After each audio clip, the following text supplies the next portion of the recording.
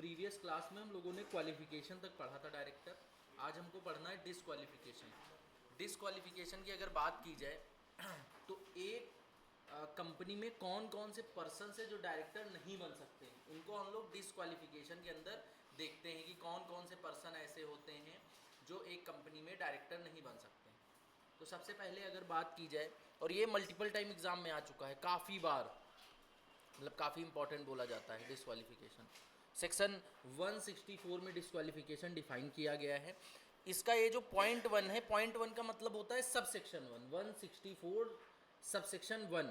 A person disqualified to become director in following cases.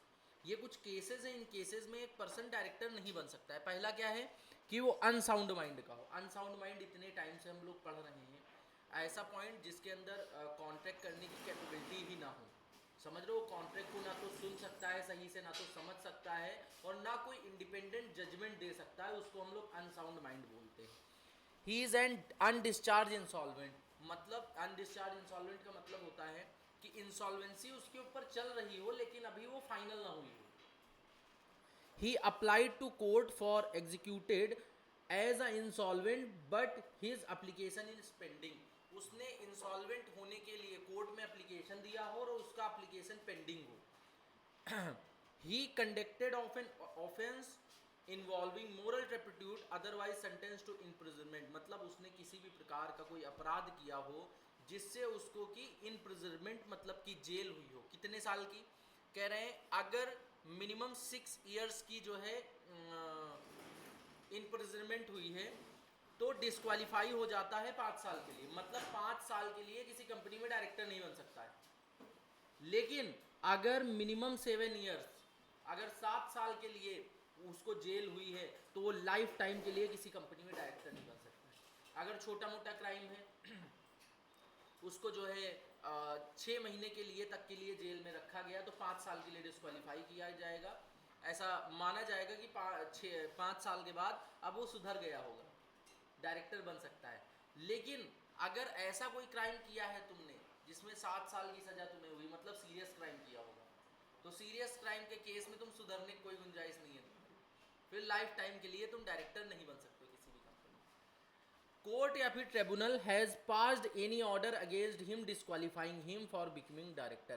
Court या tribunal, tribunal मतलब कि NCLT company law वाला court, इसने कोई ऑर्डर पास किया हो डायरेक्टर के खिलाफ कि तुम किसी कंपनी में डायरेक्टर नहीं बन सकते हो। मतलब यहाँ पे कोई अगर देखोगे कोई जो है पब्लिक वो नहीं है कि ऐसे लोग नहीं बन सकते, यहाँ पे किसी पर्सन को इंडिकेट किया जा रहा है, इंडिविजुअल, कि कोई भी ऐसा पर्सन जिसको कोर्ट ने ऑर्डर सुना दिया कि तुम डायरेक्टर नहीं बन सकते हो, नहीं बन पाएगा। Has not paid calls in arrears. जो शेयर्स होते हैं, शेयर्स पे कॉल्स जाती हैं और कॉल्स का आपने पेमेंट नहीं किया है, और पेमेंट ना होने से 6 महीने बीत गए हैं, मतलब 6 महीने तक वो उधारी तुम्हारी चलती रही कंपनी के तुम डिफॉल्टर बने रहे। अगर तुम शेयर होल्डर होगे तो तुमको कॉल्स देनी होगी, और कॉल्स का तुमने अगर पेमेंट नहीं किया और 6 महीने बीत गए तो डायरेक्टर नहीं बन सकते किसी कंपनी में। ही किसी भी कंपनी में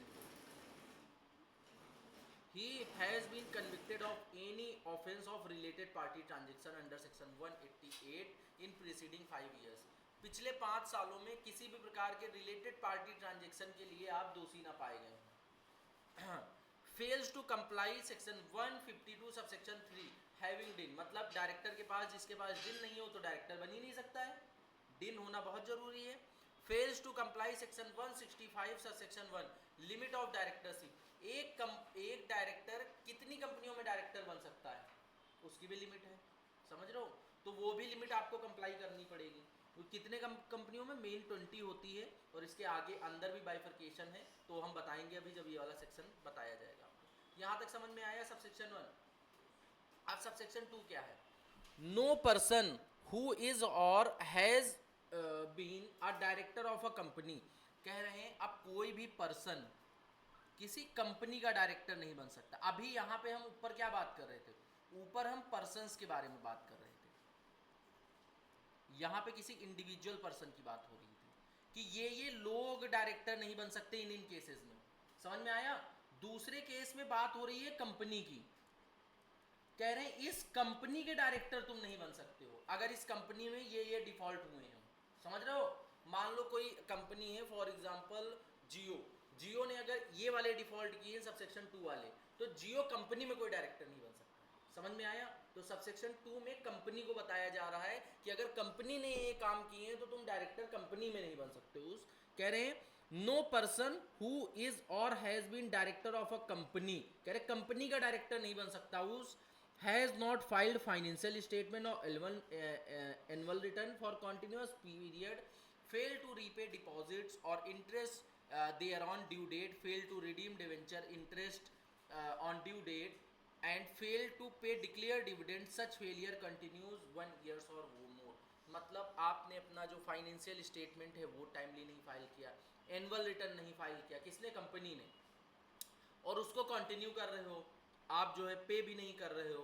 फेल टू पे डिपॉजिट्स, अपने जो डिपॉजिट्स थे उनको पे नहीं किया, उसका इंटरेस्ट नहीं पे किया, डिवेंचर नहीं रिडीम किया, डिवेंचर का इंटरेस्ट नहीं पे किया, जो डिक्लेयर किया था डिविडेंड वो नहीं पे कर रहे हो, और ये फेलियर आपका 1 साल से ज़्यादा कंटिन्यू हो गया, तो इस कंपनी में कोई भी पर्सन डायरेक्टर नहीं बन सकता। समझ में आया, क्योंकि ये डिफॉल्टर हो जाएगी ना, इतने 1 साल से ज़्यादा तक ये जो है किसी भी प्रकार का कोई पेमेंट ही नहीं कर रही है जो ड्यू है। Section 164 subsection 2 does not apply to government company. Government company ने अपने आप को एग्जेम्प्ट कर दिया। देखो गवर्नमेंट कंपनी जो होती हैं मेनली जितने भी प्रोविजन फंसने वाले तुमको दिखेंगे उनसे सबसे एग्जेम्प्ट में डाल देती है, अपने आप को बचा लेती है पहले। जैसे कि तुमको ऑक्सीजन मास्क अगर मिलेगा और पूरे उसमें जहरीली गैस फंसी हुई है, तो तुम ऑक्सीजन मास्क कोशिश करोगे सबसे पहले खुद पहनो, तो गवर्नमेंट ही रूल बना रही, तो गवर्नमेंट सबसे पहले ऑक्सीजन मास्क नहीं पहनेगी ना। सबसेक्शन 3 क्या कहता है, प्राइवेट कंपनी में का मतलब ऑप्शन होगा, bye it's articles provide additional grounds of disqualification. कह रहे कोई भी प्राइवेट कंपनी एडिशनल ग्राउंड्स लगा सकती है डिस्क्वालिफिकेशन के, लेकिन क्या पहले वाले जो ग्राउंड्स है उनमें कोई छेड़छाड़ कर सकती है? नहीं, वो सबसेक्शन 2 तक कंप्लाई करेगी। सबसेक्शन 3 में अपने दूसरे कोई ग्राउंड्स रख सकती है कि एक हमारी कंपनी में अगर डायरेक्टर बनना है तुमको ये चीज़ें भी सेटिस्फाई करनी पड़ेंगी। समझ में आया, क्लियर। अब अगर हम बात करें तो ये सेक्शन बहुत इंपॉर्टेंट है, 7 नंबर में बिल्कुल एज इट इज तुमको लिखना है, एग्जाम में मोस्ट प्रोबेबली ये आता है, समझ रहे हो। तो अगर हम लोग बात करें डिस्क्वालिफिकेशन ऑफ डायरेक्टर किस सेक्शन में डिफाइंड है, कितने सब सेक्शन है, 3 सब सेक्शन, ठीक है। पहले सब सेक्शन में किसकी बात की जा रही है, पर्सन की कर रही है कि कौन कौन से पर्सन डायरेक्टर नहीं बन सकते। पहले सब सेक्शन में सबसे पहले अनसाउंड माइंड, दूसरा अनडिस्चार्ज इंसॉल्वेंट, तीसरा एप्लीकेशन पेंडिंग हो उसकी इंसॉल्वेंसी की, चौथा ऑफेंस किया हो, अगर 6 महीने का ऑफेंस किया हो, ऑफेंस में इंप्रिजनमेंट हुई है जेल 6 महीने के लिए तो 5 साल के लिए डिस्क्वालीफाई होगा, और मिनिमम 7 साल के लिए तो लाइफ टाइम के लिए डिस्क्वालीफाई हो जाएगा। और कुछ था,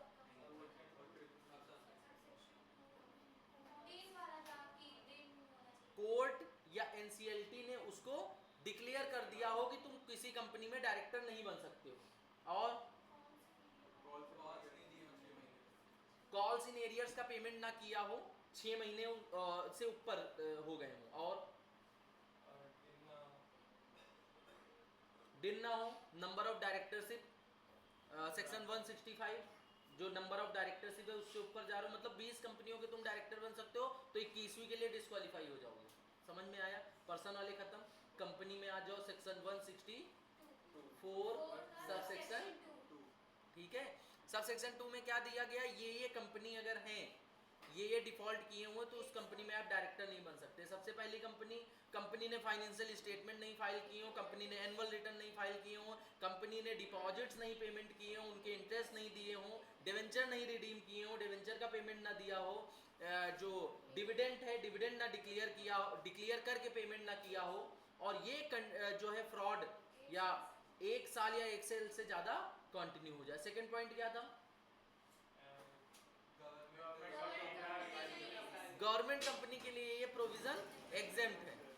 और सेक्शन 164 सबसेक्शन 3 में क्या है, प्राइवेट कंपनी अगर चाहे तो एडिशनल ग्राउंड्स ऑफ डिस्क्वालिफिकेशन ला सकती है। याद हो गया?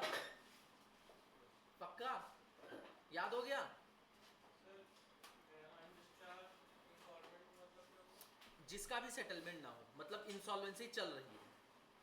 जैसे तुमने एप्लीकेशन किया इंसॉल्वेंसी के लिए, एप्लीकेशन अप्रूव हो गया, इंसॉल्वेंसी प्रोसेस स्टार्ट हो गया, अब वो प्रोसेस बीच में है, तो अगर प्रोसेस इंसॉल्वेंसी का चल रहा है, बीच में है, तो क्या कोई डायरेक्टर बन सकता है? नहीं बन सकता है। समझ में आया? इजी है डिस्क्वालिफिकेशन। एक बार पढ़ लो, कुछ ना समझ में आने वाला वैसे है नहीं, और अगर कुछ है तो पूछ सकते हो उनसे। हाँ। जो पर्सन इस कंपनी का डायरेक्टर है वो किसी कंपनी का डायरेक्टर? हाँ नहीं, इस कंपनी में कोई डायरेक्टर नहीं बन सकता है, समझ लो। हाँ नहीं नहीं, दोनों चीजें हैं। नो पर्सन हु और has been a director of a company, मतलब इस कंपनी में जो डायरेक्टर है या इस कंपनी में कोई डायरेक्टर अपॉइंट होना चाहता है, दोनों चीजें हैं, समझ लो। मेन कंपनी पे रिस्ट्रिक्शन लगाई गई, इस कंपनी के अंदर ना तो कोई आएगा ना तो कोई डायरेक्टर बाहर जाएगा, समझ लो। इसीलिए ये कंपनी वाइज रिस्ट्रिक्शन है, ऊपर पर्सन वाइज रिस्ट्रिक्शन थी।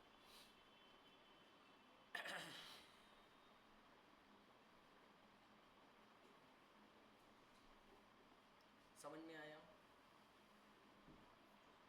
अब एक और मोस्ट इंपॉर्टेंट सेक्शन हम लोग पढ़ेंगे, section 152 subsection 6, retirement and rotations of director या रोटेशनल डायरेक्टर बोलते हैं। सेक्शन 152 सबसेक्शन 6 बहुत ही बढ़िया मतलब सेक्शन है, मज़ा आता है इसको कराने में।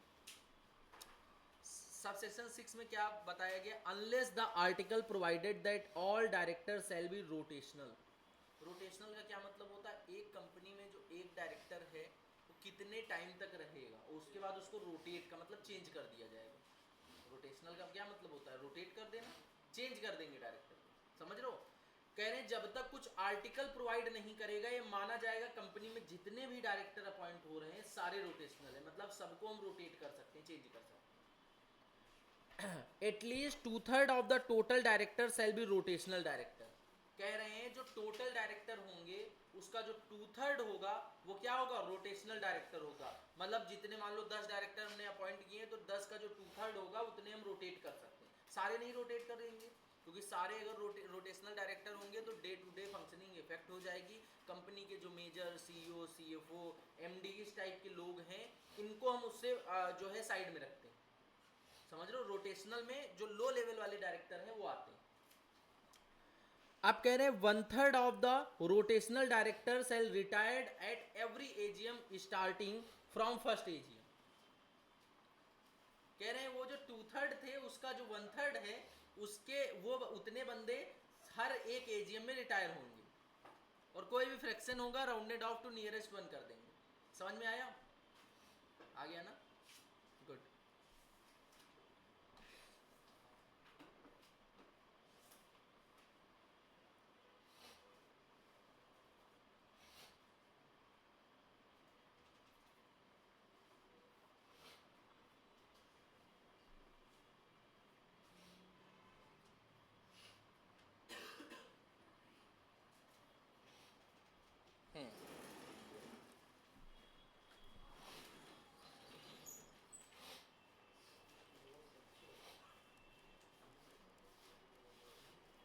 रोटेशनल डायरेक्टर ये कहा जा रहा है जितने भी टोटल डायरेक्टर होंगे,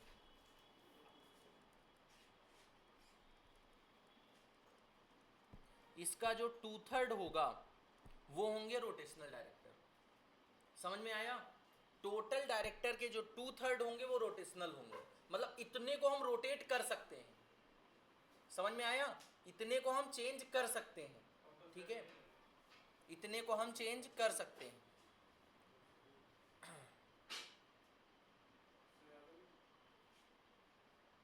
अब यहां पे देखो, उसके बाद क्या लिखा गया है? कोई भी फ्रैक्शन होगा तो राउंडेड ऑफ टू 1 करते हैं। अगर यहां पे कोई भी फ्रैक्शन आया, फ्रैक्शन का मतलब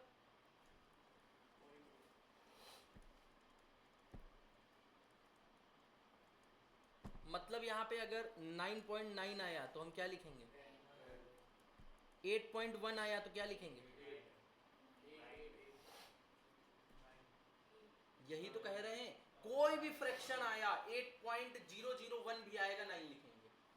नियरेस्ट वन नहीं लिखा है, नियरेस्ट वन और वन में डिफरेंस होता है, समझ में आया? नियरेस्ट वन और वन में डिफरेंस होता है।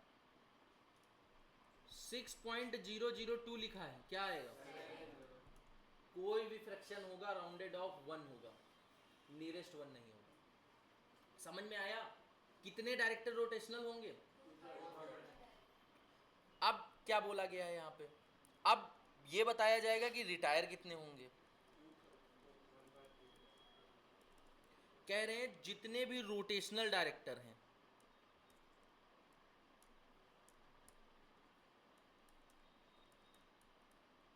रोटेशनल डायरेक्टर के जितने 1/3 होंगे उतने रिटायर होंगे at every AGM. Annual general meeting में 1/3 डायरेक्टर जो रोटेशनल होंगे, मतलब जिनको हम रोटेट कर सकते हैं, हटा सकते हैं, उन्हीं का तो लोगे 1/3, उतने डायरेक्टर हम हर एजीएम में हटा सकते हैं 1/3। और कोई भी फ्रैक्शन आता है rounded off to nearest one,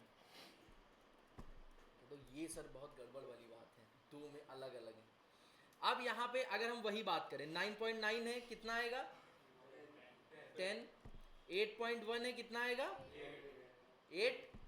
6.0002 है, कितना आएगा? 6। अब समझ में आए, डिफरेंस आ जाएगा एक एक डिजिट का यहाँ पे। तो अगर ये नियरेस्ट वन और राउंडेड ऑफ टू वन दोनों में डिफरेंस तुम नहीं कैच कर पाए, कैच तो कर लोगे, याद नहीं कर पाओगे कहाँ पे नियरेस्ट वन था और कहाँ पे वन था। समझ रहे हो? तो ये चीज तुमको याद रखनी है। इसका तरीका है, ये याद रखो, सबसे पहले हम कोई भी राउंड ऑफ होगा उसको वन ही मानेंगे सबसे पहले, और उसके बाद में नियरेस्ट वन मानेंगे। सबसे पहले वन, फिर नियरेस्ट वन, सबसे पहले वन, फिर नियरेस्ट वन। समझे? तो ये है, इसका हमने एक फॉर्मूला बनाया था अपने ज़माने में। जैसे हमको निकालना हुआ कि कितने डायरेक्टर रिटायर हुए हैं, यही तो निकालना है हमको हर एजीएम में, यही कैलकुलेशन करनी है। तो टोटल डायरेक्टर का जो 2/3 होगा वो करेंगे और इसका 1/3 कर देंगे। समझ में आया? हैं? आ गया? सिंपल फार्मूला है। क्यों? बस इतना याद रखना कि जो ये टोटल डायरेक्टर 2/3 होगा, एक राउंडेड ऑफ कितने तक होगा? राउंडेड ऑफ टू 1, और ये जो 1/3 आएगा लास्ट में, ये राउंडेड ऑफ टू। कितना इजी बना दिया पूरे सेक्शन को। बस पूरा सेक्शन आपका यही है। समझ में आया? इसको चाहो तो आप लोग लिख सकते हो अपनी कॉपी में जहां पे ये सेक्शन था। इससे केस लॉ भी आ सकता है, डायरेक्ट क्वेश्चन भी आ सकता है, कुछ भी आ सकता है। काफी इंपॉर्टेंट सेक्शंस में ही आता है, इंटर और फाइनल दोनों लेवल पे। सर ये रोटेशन और रिटायरमेंट कंपलसरी होता है कंपनी में? हाँ,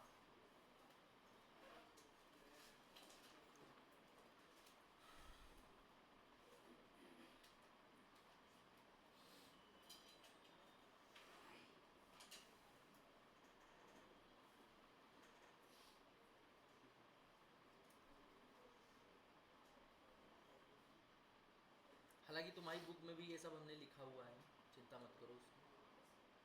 दिखा दे क्या? जल्दी लिखो।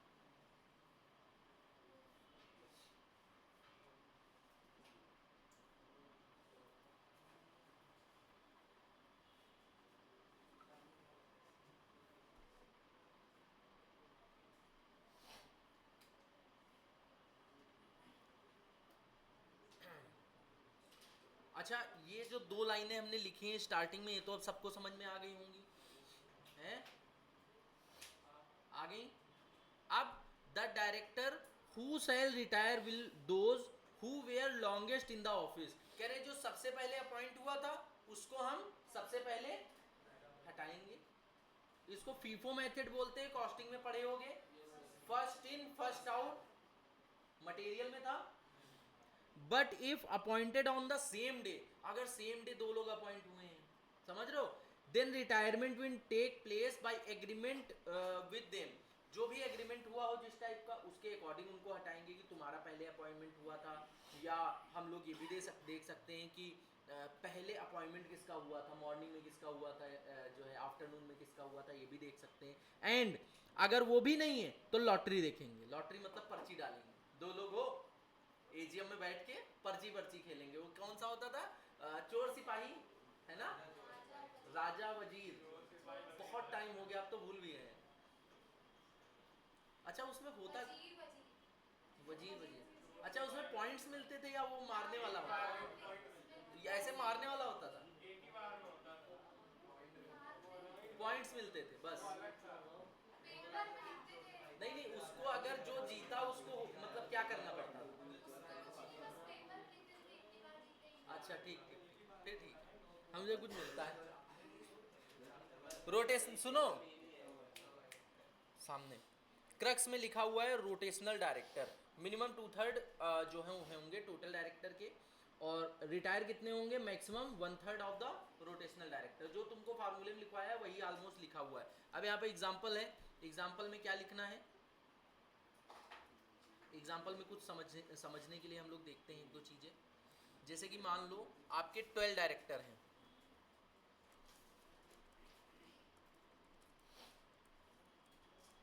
टोटल डायरेक्टर 12 हैं, केसेस बना रहे हैं 11 है और 10 है, तो तीनों केसेस में कितने रिटायर होंगे आपको बताना है, समझ लो। तो अगर टोटल डायरेक्टर 12 हैं तो 12 का जो 2/3 होगा रोटेशनल होगा, कितना हुआ 8, पॉइंट में आएगा कुछ, पूरा आएगा 8 पूरा आया। और इसका जो 1/3 होगा, इतने लोग रिटायर होंगे, 1/3 कितना होगा,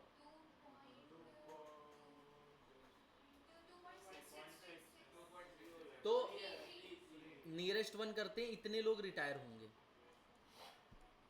होंगे देन हम लोग 11 लेते हैं। 11 का 2/3 कितना हुआ, 7 पॉइंट कुछ भी हो, 7 पॉइंट मतलब अगर कोई भी फ्रैक्शन आता है तो राउंडेड ऑफ हमारा 1 से होगा डायरेक्ट, समझ रहे हो। तो 7 पॉइंट समथिंग आ रहा है, 8 हो जाएगा, और इंटू इसका 1/3 करेंगे, 1/3 कितना आएगा 8 का, 2.66, तो 33 आया। इतने लोग रिटायर हो जाएंगे। अब हम 10 लेके चलते हैं, 10 का 2/3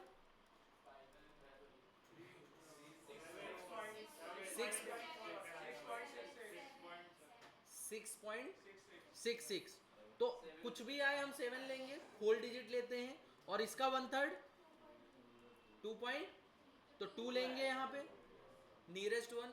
तो देखो चेंजेस आ रहे हैं, केवल एक उसमें यहाँ पे हमने एक डायरेक्टर चेंज किया, कोई चेंज आया नहीं आया।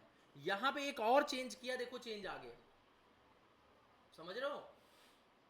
ऐसे ही करके अगर ये फॉर्मेट लगाओगे तो तुम्हें पता चल जाएगा कि टोटल डायरेक्टर में से कितने रिटायर वाले डायरेक्टर हैं हर एजीएम में। और जरूरी नहीं, ये मैक्सिमम नंबर ऑफ डायरेक्टर हैं जितने तुम रिटायर करोगे। जरूरी नहीं तुम 2 हैं तो 2 कर ही दो, 3 है तो 3 कर ही दो, तुम हो सकता है 1 करो, फिर अगले साल एक और करो, ऐसे करके करते हो तुम लोग, मतलब जो कंपनियां होती हैं। समझ में आया। तो ये सेक्शन तुम्हारा ऑलमोस्ट ख़त्म हो चुका है। इसमें अगर ये एग्जाम्पल लिखना चाहो तो लिख सकते हो, नहीं लिखना चाहो तो कोई बात नहीं। पिछली बार शायद बुक में हमने स्पेस छोड़ा था एग्जाम्पल के लिए, इस बार हमने स्पेस नहीं, जो देखो पिछले अटेम्प्ट वाली बुक है उसके पास, तो उसमें स्पेस था। इस बार शायद हम स्पेस भूल गए। एक बार हुआ क्या कि ऑडिट की हमने बुक बनाई थी, एक सेकंड, हेलो हेलो हेलो, एक बार हुआ क्या, ऑडिट की हमने बुक बनाई थी, समझ रहे हो, सुनो, ऑडिट की हमने बुक बनाई थी और उसमें हमने लिखवाने के लिए 3 पेज छोड़ दिए। कि हम इसमें लिखवाएंगे कुछ चीज़ें। अमित सर ने सोचा कि इससे जो है गलती से बुक वो पेजेस छूट गए हैं, उन्होंने उसको सही कर दिया, पेजेस हटा दी। अब जब हम लिखवाने बैठे पूरी बुक प्रिंट हो गई, सब बच्चों को डिस्ट्रीब्यूट हो गई, समझ रहे हो, तब उसमें पेज ही नहीं। अब अमित सर से पूछे, हम कहने लगे यार हम सोचे हम तुमको बताना नहीं समझे, हम अपने हिसाब से उसको सही कर लिए, हम जो हो गई होगी तुमसे कि छोड़ दिए होगे। तब से ये रूल है कि अगर हल्का सा भी कहीं स्पेस हमने छोड़ा है तो अमित सर करेक्ट नहीं करते हैं उसको, समझ रहे हो, करेक्ट नहीं करते। पहले कर देते थे कि अरे फॉर्मेटिंग गलत हो गई होगी।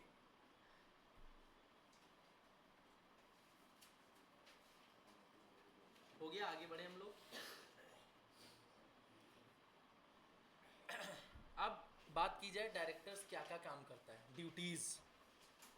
Duties of the director section 166 subsection 1, subject to the provision of this act, मतलब इस एक्ट के प्रोविजन को ध्यान में रखते हुए a director shall act according with the articles of the company, company के आर्टिकल्स में जो लिखा होगा उसी के अकॉर्डिंग एक्ट करेगा, काम करेगा। He shall act in the good faith to promote the object of the company, company का डायरेक्टर है तो गुड फेथ में कंपनी को ऑब्जेक्ट को बढ़ाने के लिए काम करेगा।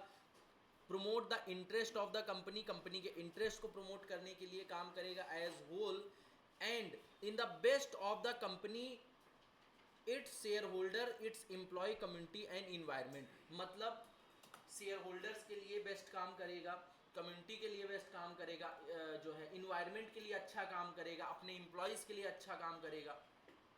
तो सर ये सब तो बाबा लोग बोलते हैं कि सबके लिए अच्छा काम करो, समझे, एक डायरेक्टर में इतने सारे गुण कैसे हो सकते हैं?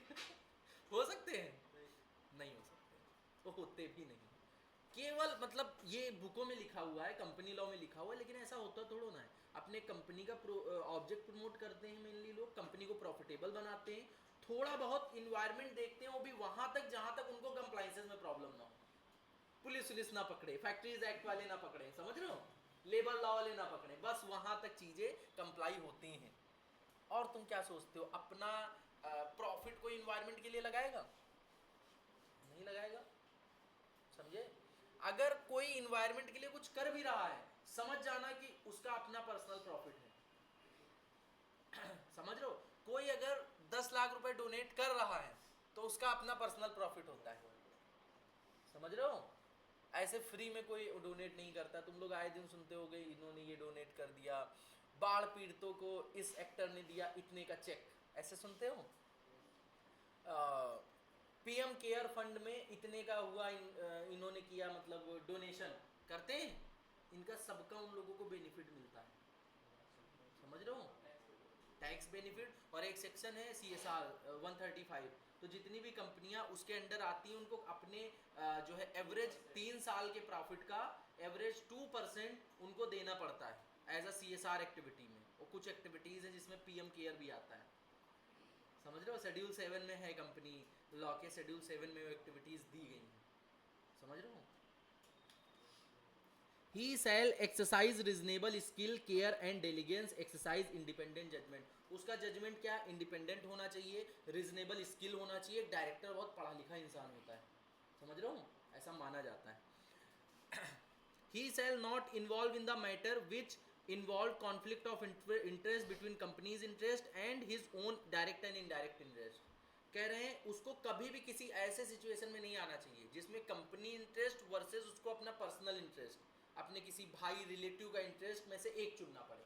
उसको हमेशा कंपनी को जो है प्रायोरिटी पे लेके चलना है, उसके ऑब्जेक्ट को प्रायोरिटी पे लेके चलना है, अपना इंटरेस्ट नहीं देखना है।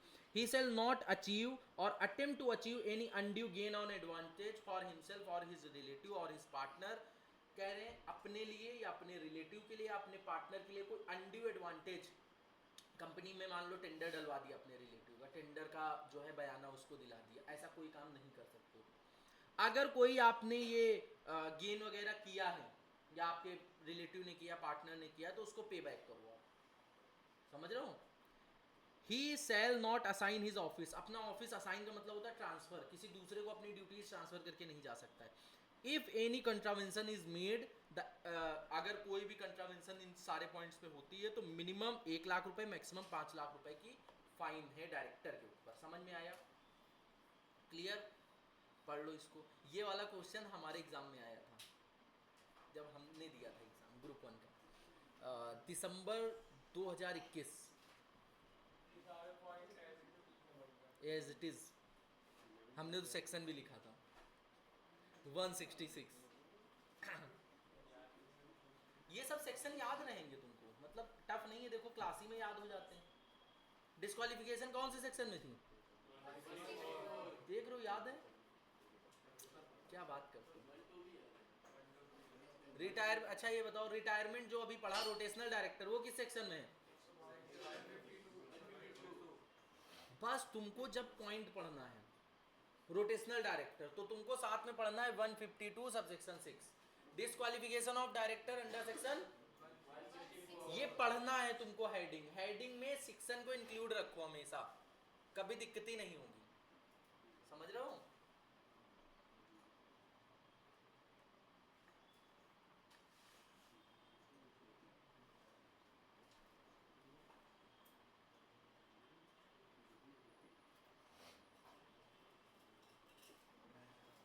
हाँ बेटा, फॉर्म लाई हो आज?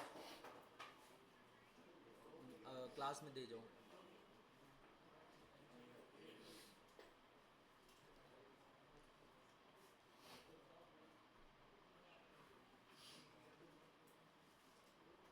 पढ़ लो इसको। हाँ, तो ड्यूटीज ऑफ डायरेक्टर में क्या दिया गया था अंडर सेक्शन 166? सबसे पहला पॉइंट, गुड फेथ में काम करे, कंपनी के ऑब्जेक्ट वगैरह को प्रमोट करे। देन क्या चीज़? एम्प्लॉयज़ वगैरह के लिए काम करे, इन्वायरमेंट के लिए काम करे, कोई पर्सनल गेन ना ले, और है? कोई भी अनड्यू गेन ना ले, और कंपनी और उसके बीच में कॉन्फ्लिक्ट ना हो इंटरेस्ट।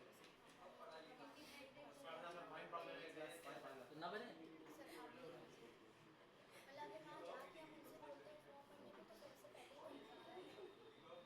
चलो ठीक, बात करते हैं बाद में भी, ठीक है।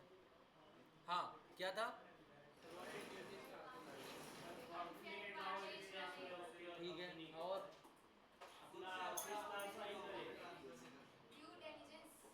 अपने पार्टनर, अपने रिलेटिव और अपने फ्रेंड, किसी को भी किसी भी प्रकार का कंपनी से अनड्यू एडवांटेज ना दिलाएं, और अगर दिलाया है तो पे बैक करो।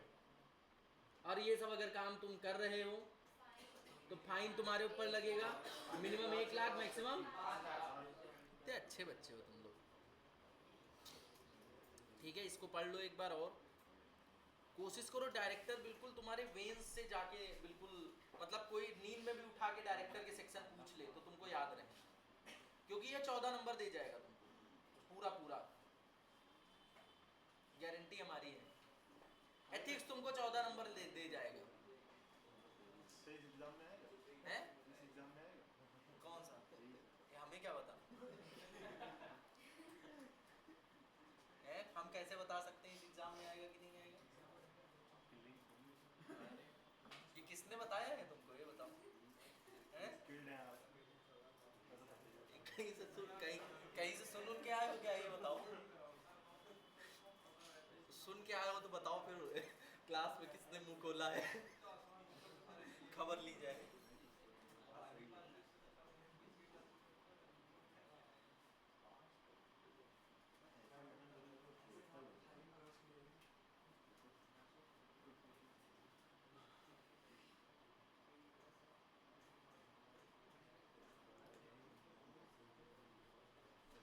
सेक्शन 168 क्या है?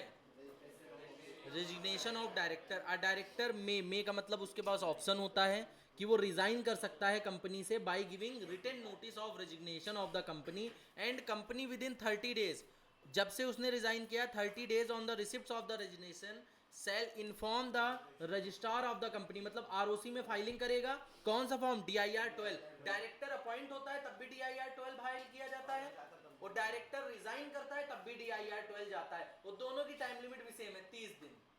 वहां भी जब अपॉइंट होता है तब भी 30 दिन के अंदर, अपॉइंटमेंट से 30 दिन के अंदर DIR 12 फाइल करना पड़ता है, और जब रिजाइन किया तो रिजाइन से 30 दिन के अंदर DIR 12 फाइल करना पड़ता है।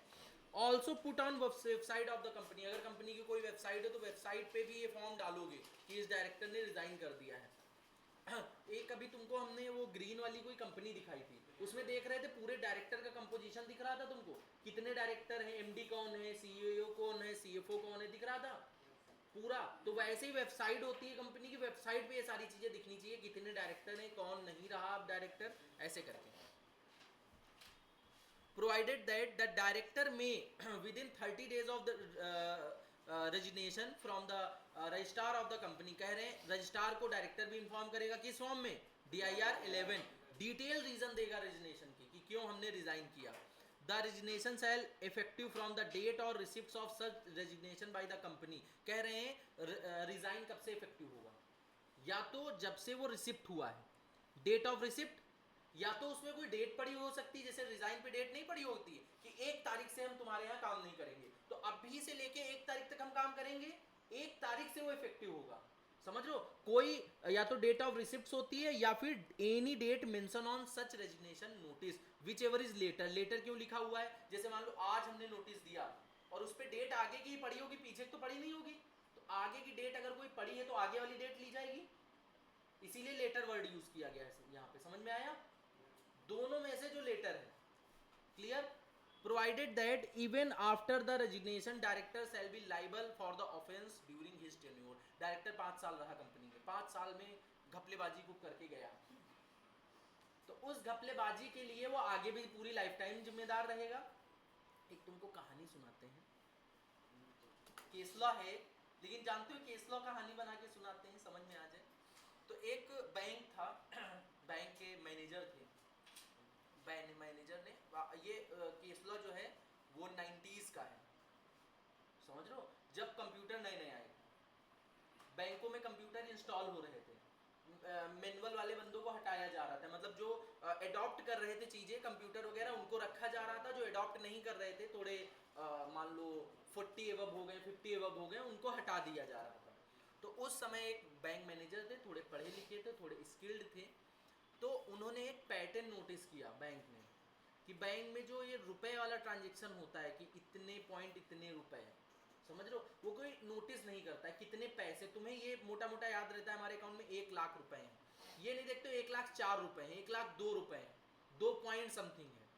तो उन्होंने ये पैटर्न नोटिस किया और ऐसा एक सिस्टम चिप टाइप की बनवाई, समझ लो, कोई होगा उनका दोस्त वगैरह सॉफ्टवेयर इंजीनियर टाइप का, एक चिप बनवाई जो काफ़ी अकाउंट्स में से जो पैसा था वो राउंड ऑफ कर देता था, जैसे लिखा है 500.557, तो ये 57 को राउंड ऑफ कर देगा, और ऐसे करके लाखों अकाउंट होंगे बैंक में।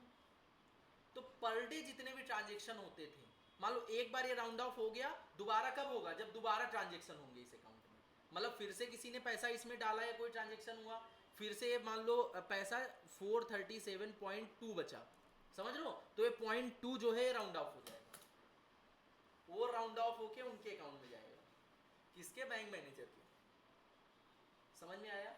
तो इन्होंने जितना भी इनका टेन्योर था, उस पूरे टेन्योर में ये चिप इनकी लगी रही और इन्होंने पूरा काम किया, किसी को नहीं पता चला, रिटायर हो गए, रिटायरी तक उस समय टेक्नोलॉजी कोई नहीं जानता था इतना, तो अगर कुछ हो भी रहा है तो इतना मतलब पता नहीं चलता था पहले। तो उसके बाद में क्या हुआ कि दूसरे मैनेजर अपॉइंट हुए उनकी जगह पे, जब दूसरे मैनेजर आए तो उन्होंने एक बात, कुछ कभी 2-3 साल बाद उन्होंने नोटिस किया कि किसी भी अकाउंट में राउंड ऑफ में कुछ दिख ही नहीं रहा है। बैंक मैनेजर देखो, उसके पास कोई काम नहीं होता है, वो अपने लैपटॉप पे बैठ के सुपरविजन किया करता है हर चीज़ों पे, देखे होगे तुम लोग बैंक में जाके, तो ऐसे ही चेक कर रहा था, सारे अकाउंट्स बिल्कुल प्लेन। हाँ, एक बात बताना भूल गए, जो पिछला वाला बैंक मैनेजर था उसने वो चिप अभी भी नहीं हटाई थी, लालच थी, लालच बुरी वाला है, अगर वो हटा के चला जाता तो पिछला वाला रिकॉर्ड इतना चेक नहीं होता है, बढ़िया पैसा कमाया था करोड़ों में, ऐस करता, लेकिन उसकी लालच कि हमको रिटायरमेंट में भी आता रहे हमारे अकाउंट में, ऐसे राउंड ऑफ होके। अब जो है जब उसने ये नोटिस किया तब उसने टेक्निकल एक्सपर्ट जो इस चीज़ के होते हैं उनको बुलाया, तब उन्होंने जो है इसका बताया कि ये चिप लगी थी और उस समय कौन कार्यकाल में था, कार्यकाल समझते हो, किसका टेन्योर था, मैनेजर कौन था, उनको बुलाया गया। हालांकि उनके खिलाफ कोई ऐसे प्रूफ नहीं थे, लेकिन टेन्योर उनका था तो उनको 3rd डिग्री दी गई। तब उन्होंने बताया कि हाँ हम ही ने किया था, अकाउंट है हमारा, समझ लो, ऐसे ऐसे करके पूरा उनको उन्होंने बताया, समझ लो। तो ये पूरा एक केस लॉ है, समझ लो, हमने तुमको स्टोरी फॉर्म में बताया और समझ में भी आ गया होगा, समझे। तो आप कोई भी काम किसी भी कंपनी में अगर करते हैं और वहां से रिटायर हो जाते हैं तो उसके बाद भी उस काम के लिए आप लाइबल रहते हैं जो अपने टेन्योर में किया है, या आपके टेन्योर में कोई फ्रॉड हुआ है तो कभी भी कंपनी का कोई भी ऑफिसर या आरओसी का कोई भी ऑफिसर या ऑडिटर आपको कभी भी बुलवा सकता है और आपसे जो रिलेवेंट डॉक्यूमेंट्स होते हैं या जो पूछताछ होता है वो किया जा सकता है। एक सेक्शन है कंपनी लॉ में, section 206 of the companies act, final में पढ़ोगे, उसमें लिखा हुआ है कि अगर एक जो है ऑडिटर चाहे तो कंपनी का किसी भी बंदे को बुला सकती है, कोई भी बुक्स एंड पेपर मांग सकती है और कंपनी निगलेक्ट नहीं कर सकती। अगर मना करेगी तो कंपनी के ऊपर पेनल्टी, समझे। If all the director resign और वेकेट, कह रहे हैं सारे डायरेक्टर छोड़ के चले गए, minimum number of director shall be appointed by the promoter, share holder appoint करेंगे जो मिनिमम नंबर ऑफ डायरेक्टर की रिक्वायरमेंट होगी, मिनिमम नंबर की 1 2 3 वही तो है, उतने डायरेक्टर कौन अपॉइंट करेगा, प्रमोटर। और अगर प्रमोटर वगैरह भी नहीं है तो central government till the appoint in the general meeting, जब तक जनरल मीटिंग में नहीं होंगे तब तक सेंट्रल गवर्नमेंट जो डायरेक्टर अपॉइंट करेगी वही चलेंगे। समझ में आया रमन, क्या हुआ? सर उसने अभी लाइव एग्जांपल बता रहे थे, इसी लाया मुझे देखना है। लाइव एग्जांपल ना बताओ, लाइव एग्जांपल हम बता रहे हैं तुमको, तब बढ़िया एग्जांपल बताया, बताया कि नहीं?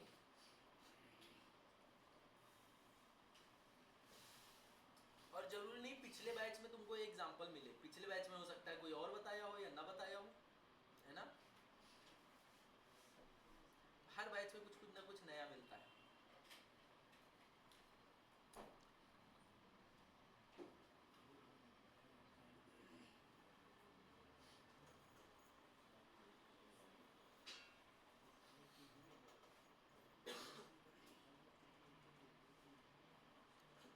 रिमूवल ऑफ डायरेक्टर, सुनो, रिमूवल ऑफ डायरेक्टर, डायरेक्टर को कैसे रिमूव कर सकते हो? कंपनी में by passing ordinary resolution in general meeting remove director कर सकती है, लेकिन इन डायरेक्टर को आप रिमूव नहीं कर सकते। कौन से? जिनको एनसीएलटी ने खुद अपॉइंट किया हो गया हो under section 242 director appointed way of proportional representation under section 163, ये सेक्शन तुम्हारे उसमें नहीं है सिलेबस में, ठीक है। Provided that independent director appoint for the second term can be removed by passing special resolution in general meeting. जो independent director होते हैं 2 टर्म के लिए डायरेक्टर भी अपॉइंट होते हैं, तो जो सेकेंड टर्म के लिए अपॉइंट होंगे उनको स्पेशल रेजोल्यूशन पास करके ही हटाया जा सकता है। ये सेक्शन उतना इंपॉर्टेंट नहीं, समझे। हाँ, आगे सेक्शन 179 ये इंपॉर्टेंट है, पावर ऑफ डायरेक्टर। डायरेक्टर के पावर क्या होते हैं? अच्छा, ड्यूटीज और पावर डिफरेंट है, समझ रहे हो। तो एग्जाम में बच्चे क्या करते हैं, ड्यूटीज में पावर्स लिखाते हैं और पावर में ड्यूटीज लिखाते हैं। कई बार हमने देखा है, कहते पावर काम उसको ये करना है, ड्यूटीज काम उसको करना है, लेकिन दोनों डिफरेंट है, पावर एंड ड्यूटीज। वर्ड का ध्यान देना, पावर आएगा सेक्शन 179, ड्यूटीज आएगा 164, वाह, ड्यूटीज 166, ड्यूटीज 164 में क्या था? हमको लगता है जब तक डायरेक्टर खत्म करेंगे सेक्शन याद हो जाएंगे। 179 पावर्स ऑफ, जितनी बार बोला करें, बोला करो हमारे साथ, याद होंगे। पावर क्या है director? Board of director shall entitled to exercise all such power and do all such act और things as company is authorise to do. मतलब बोर्ड ऑफ डायरेक्टर हो या कंपनी का कोई भी डायरेक्टर हो, वो सारे काम कर सकता है जो उसको बोर्ड ने एथोराइज किए हैं, मतलब जो उसको कंपनी ने एथोराइज किए हों कि ये काम वो कर सकता है। Provided that in exercising such power और इन डूइंग सच एक्ट और things board shall subject to, कह रहे हैं जो भी पावर उसको एक्सरसाइज करनी है, जो भी काम करना है, वो उनको उसको 4 चीजें याद रखनी है। क्या? पहली चीज, इस एक्ट का मतलब कंपनी एक्ट का कोई भी प्रोविजन को ओवर रूल नहीं कर सकते हैं आप, समझ रहे हो। इस प्रोविजन ऑफ एक्ट मतलब कि कंपनीज पूरा एक्ट को देख के आपको काम करना है कि इसी के अंदर हमको रहना है, बाउंड्री क्रॉस नहीं करनी है। आपकी कंपनी के जो मेमोरेंडम ऑफ एसोसिएशन होंगे एमओए, उनके अकॉर्डिंग काम करना है, उसको भी आपको क्रॉस नहीं करना है। कंपनी के जो आर्टिकल ऑफ एसोसिएशन होंगे, जो रूल बुक होगी, उसको भी क्रॉस नहीं करना है। उसमें जो बातें लिखी हुई हैं उन्हीं के अकॉर्डिंग काम करोगे। Regulation made in AGM, annual general meeting में जो लॉ बनाए गए हैं, रेगुलेशन बनाए गए हैं कि पूरे साल इस पे काम होगा, उसी तरीके से काम होगा, उसको भी आप क्रॉस नहीं कर सकते हैं। समझ लो, 4 चीजें हैं, उनको क्रॉस नहीं करोगे। Provided further that board shall not exercise any power और डू एनी एक्ट और things which is not directed by the act. कह रहे ऐसा कोई काम नहीं कर सकता है बोर्ड या डायरेक्टर जो इस एक्ट में डायरेक्ट ना किया गया हो, बताया ना गया हो, या एमओए में ना बताया गया हो। Not to be done in annual general meeting, annual general meeting में ना बताया गया हो, ऐसा कोई काम नहीं कर सकते हैं। क्लियर?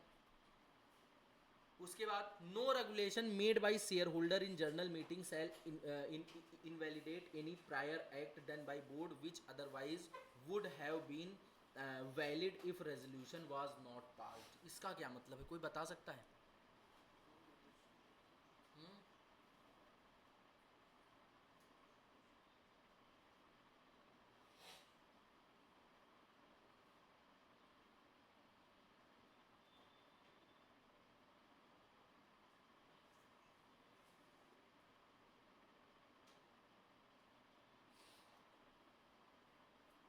मतलब किसी नए रेगुलेशन से कोई पुराना एक्ट जो बोर्ड ने किया हो वो इनवैलिडेट नहीं होगा।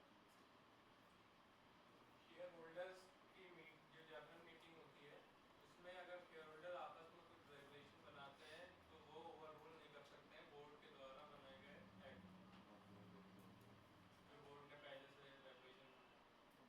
और कर भी सकता है अगर कोई रेजोल्यूशन नहीं पास हुआ हो बोर्ड के द्वारा। कह रहे हैं no regulation made by share holders in general meetings and invalidate any prior act. कह रहे हैं कोई भी प्रायर एक्ट जो कि बोर्ड ने किया है, कोई भी रेगुलेशन बना के उसको हम इनवैलिडेट मतलब गलत नहीं साबित कर सकते हैं। Which otherwise would have been valid if resolution was not passed, वो वैलिड होता अगर रेजोल्यूशन वो पास ना होता, ऐसा बोला जा रहा है। The board shall exercise the following powers by passing resolution at board meeting. कौन कौन से पावर्स बोर्ड के मिल सकते हैं? सबसे पहले कॉल्स मंगा सकती है, जो भी कॉल्स पेंडिंग होगी, जैसे एप्लीकेशन अलॉटमेंट किया, फिर फर्स्ट कॉल सेकंड कॉल होती है, वो मंगा सकती है।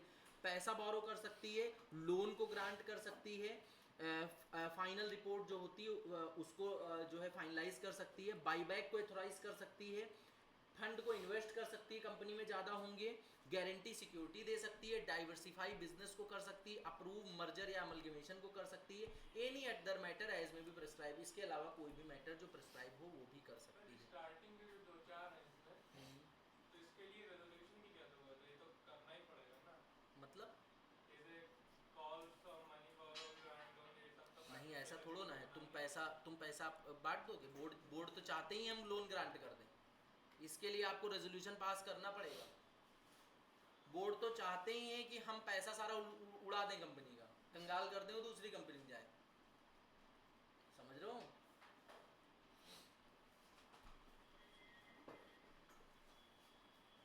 जैसे घर में बुआ आती हैं, कोई लोग ऐसा तो नहीं बुआ के बहुत क्लोज हो, बुरा मान जाए, नहीं हो। चलो ठीक। Provided that the board may delegate the power to any of the following. कह रहे हैं कोई भी इनमें में से जो पावर है वो डेलीगेट कर सकता है, किसको? एमडी को, मतलब हमारे भी यहाँ पे तुम काम कर सकते हो ये। मैनेजर को, principal officer of the company, मतलब कंपनी के सब बड़े लेवल के एम्प्लॉय होने चाहिए, प्रिंसिपल ऑफिसर होना चाहिए, प्रिंसिपल ऑफिसर किसी ब्रांच का होना चाहिए, या कमिटी ऑफ डायरेक्टर्स हैं, उनको एक जो है चीज़ें डेलीगेट कर सकते हैं। समझ में आया? एनी अदर मैटर एज में भी प्रेस्क्राइब में कुछ मैटर हैं जो प्रेस्क्राइब कर दिए गए हैं, पॉलिटिकल कंट्रीब्यूशन करना है तब भी आपको रेजोल्यूशन पास करना पड़ेगा। ऐसे ही तुम किसी भी पार्टी को जाके पैसा डोनेट कर दोगे? नहीं करोगे, रेजोल्यूशन पास करवाओ। अपॉइंटेड और रिमूव की मैनेजरियल पर्सन, किसी भी, ये और लिखा है, किसी भी की मैनेजरियल पर्सन को जो बिजनेस के लिए इंपॉर्टेंट है, इसको रिमूव या अपॉइंट करने के लिए रेजोल्यूशन पास करना पड़ेगा। अपॉइंटमेंट ऑफ इंटरनल या सेक्रेटरियल ऑडिटर, अगर आपको ऑडिटर अपॉइंट करना है कंपनी में, उसके लिए भी रेजोल्यूशन पास करना पड़ेगा। समझ में आया? पढ़ लो इसको, इंपॉर्टेंट है। इसको देखो हमने चार्ट फॉर्म में करवाया है, अगर पैराग्राफ फॉर्म में करवाते तो बिल्कुल ना समझ में आता, चार्ट फॉर्म में फिर भी समझ में आया। समझे? पढ़ लो इसको, फिर हम लोग आगे बढ़ते हैं।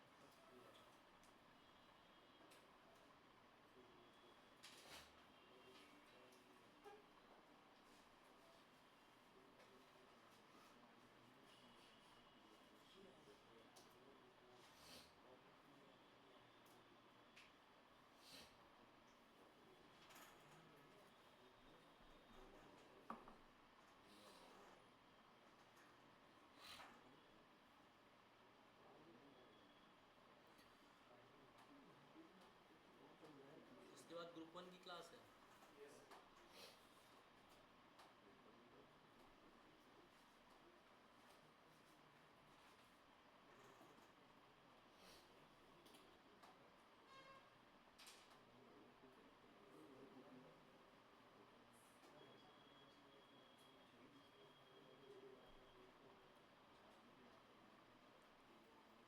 इंचार्ज तुम्हारी 2 क्लास वो कर रही हैं, वो सर कैसे जाएगा? तो बोले मारूंगी। कौन सी करोगी? मोहन क्या चल रहा है उधर? Bill exchange. Bills of exchange.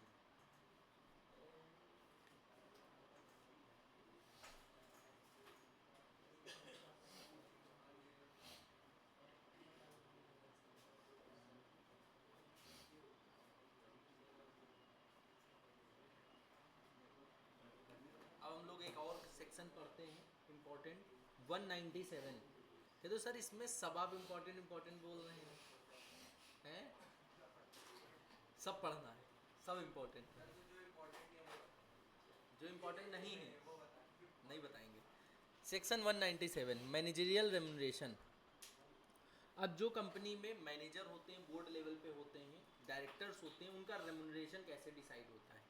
Not applicable in private company, government company और ओपीसी। मतलब ये जो सेक्शन है ये प्राइवेट कंपनी, गवर्नमेंट कंपनी और ओपीसी 1% कंपनी पे एप्लीकेबल नहीं होता है। In case of profit making company, अब वो कंपनियां जो प्रॉफिट बना रही हैं उनका जो मैक्सिमम रेम्यूनरेशन होता है एग्जीक्यूटिव और नॉन एग्जीक्यूटिव डायरेक्टर को मिला के वो एक्सीड नहीं करना चाहिए 11% से। मतलब मैक्सिमम जो रेम्यूनरेशन होगा वो 11% से ज़्यादा नहीं होगा, चाहे वो एग्जीक्यूटिव डायरेक्टर हों। एग्जीक्यूटिव कौन से होते हैं? जैसे मैनेजिंग डायरेक्टर हो गए, होल टाइम डायरेक्टर हो गए, मैनेजर हो गए, उनको हम लोग क्या बोलेंगे? Executive director. अब यहाँ पे क्या बताया गया है, जो आपके क्या बोलते हैं, maximum remuneration to all executive director can not exceed 10%। कह रहे हैं जो मैक्सिमम लिमिट होगी ऑल एग्जीक्यूटिव डायरेक्टर को मिला के, मतलब सारे एग्जीक्यूटिव डायरेक्टर को अगर हम मिला दें तो 10% से ज़्यादा आप नहीं दे सकते हैं। और अगर एक की बात करें, कोई इंडिविजुअल डायरेक्टर है तो उसको 5% से ज़्यादा नहीं दे सकते प्रॉफिट का 5%। प्रॉफिट का। समझ लो? अब मान लो कोई इंडिविजुअल है तो प्रॉफिट मान लो 100 करोड़ का है, तो 100 करोड़ का 5% कितना हुआ? 5 करोड़। तो 5 करोड़ से ज़्यादा हम इसको नहीं दे सकते इंडिविजुअल बंदे को। मान लो बहुत 3-4 लोग हैं और यही 100 करोड़ का है तो 10%। मतलब 10 करोड़ में हमको इन तीनों को निपटाना है, 10 करोड़ से ऊपर ओवरऑल लिमिट नहीं जा सकती। समझ में आया? किसी सिंगल बंदे को हम 5 करोड़ दे सकते हैं, कंपनी का मेन है वो, समझ लो, एमडी है वो, एमडी ज़्यादा पैसे लेगा, मैनेजिंग डायरेक्टर, सीईओ है 5 करोड़ ले रहा है, क्योंकि कंपनी तो एक आर्टिफिशियल पर्सन है। तो कंपनी अगर देखोगे पैसा खुद नहीं रखेगी, कंपनी में जितने भी लोग होंगे, यहाँ तक कि ओनर भी काम ही करता है एज अ डायरेक्टर, तो वो भी कंपनी में क्या लेगा, सैलरी लेगा, रेम्युनरेशन लेगा। कहते हैं ना इतने डायरेक्टर हैं ये सब, अभी हमने जो कंपनियां तुमको दिखाई थी एक दो, तो उसमें भी जितने डायरेक्टर थे वो सब सैलरी लेते हैं, समझ रहे हो? आप कहोगे कंपनी तो उनकी ही है, कंपनी उनकी नहीं है, कंपनी किसकी है? समझ गए हो तुम? साल yearly. Maximum remuneration to director, जो पार्ट टाइम डायरेक्टर होंगे, when there is executive director. हाँ, कह रहे हैं अगर कोई executive director, where there is no executive director तो 1% है। कह रहे हैं कंपनी में एग्जीक्यूटिव डायरेक्टर है ही नहीं, सारे डायरेक्टर पार्ट टाइम मतलब नॉन एग्जीक्यूटिव वाले हैं, तो जो लिमिट होगी वो 1% होगी। When there is any executive director, यहां पे लिख लेना,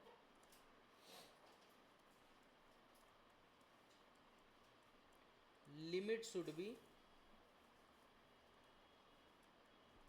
3%, यहाँ पे मिस हो गया है। All the above percentage computed under section 198, ये जितने भी आपके वो होंगे प्रॉफिट, वो 198 में जो नेट प्रॉफिट होता है वो कैलकुलेट होता है, जो कि तुम्हारे सेक्शन में नहीं है, मतलब सिलेबस में नहीं है तुम्हारे, कि नेट प्रॉफिट की कैलकुलेशन कैसे देखनी है।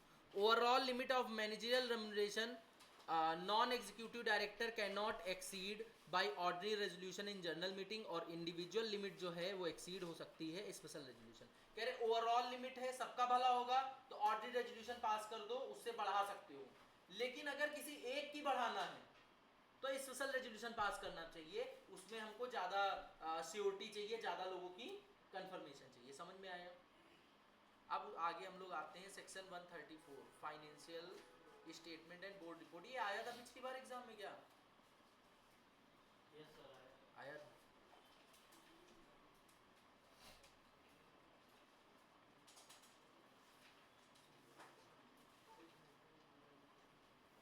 Section 134 financial statement and board report, financial statement and signature approved and signed by the board of director. जो फाइनेंशियल स्टेटमेंट होते हैं, कंपनी की बैलेंस शीट पीएल होते हैं, वो बोर्ड के द्वारा अप्रूव्ड होना चाहिए और बोर्ड के द्वारा साइन भी होना चाहिए उसमें। मतलब उसमें एक साइड ऑडिटर के साइन होते हैं और एक साइड कंपनी के जो की पर्सन्स होते हैं उनके होते हैं सिग्नेचर।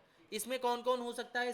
सीईओ हो सकता है, सीएफओ हो सकता है, CS if appointed for OPC, OPC में केवल वही डायरेक्टर साइन करेंगे। Auditor report must be attached with every financial year. Every financial year में जो स्टेटमेंट होगा फाइनेंशियल, उसमें ऑडिटर की रिपोर्ट भी लगनी चाहिए। बोर्ड रिपोर्ट में क्या क्या डिस्क्लोज करोगे, बोर्ड मीटिंग कितनी हुई है, डायरेक्टर की रिस्पॉन्सिबिलिटी क्या थी, इंडिपेंडेंट डायरेक्टर का डिक्लेरेशन क्या था, उसने क्या डिक्लेयर किया, कंपनी में क्या चल रहा है, loan guarantee investment related party transaction कितने हुए हैं, ऑडिटर के रिमार्क क्या थे, बोर्ड के एक्सप्लेनेशन क्या है उस पर, मतलब ऑडिटर ने क्या क्या चीज़ें निकाली आपकी कंपनी ने और बोर्ड ने क्या क्या एक्सप्लेन किया उस पर, डिविडेंड रिजर्व, कंपनी की फाइनेंशियल पोजीशन क्या थी after year and, CSR activities, risk management policy और मेजर रिस्क क्या क्या थे, performance evolution board and directors का क्या था, मतलब पिछले सालों से अभी तक की परफॉर्मेंस में क्या इंक्रीज या डिक्रीज आया है, ये सारी चीज़ें करें। पढ़ लो।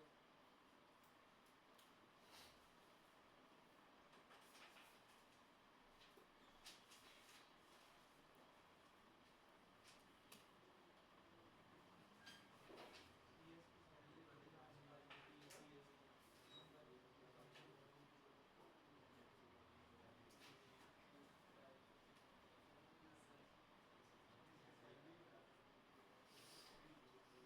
परसेंटेजेस हैं वो प्रॉफिट के ऊपर, प्रॉफिट के लिए नेट प्रॉफिट। सर प्रॉफिट नहीं है। अच्छा, इस सेक्शन का स्टार्टिंग का पार्ट पढ़ो। इन केस ऑफ जब प्रॉफिट मेकिंग होगी तभी ये सेक्शन अप्लाई होगा। समझ में आया?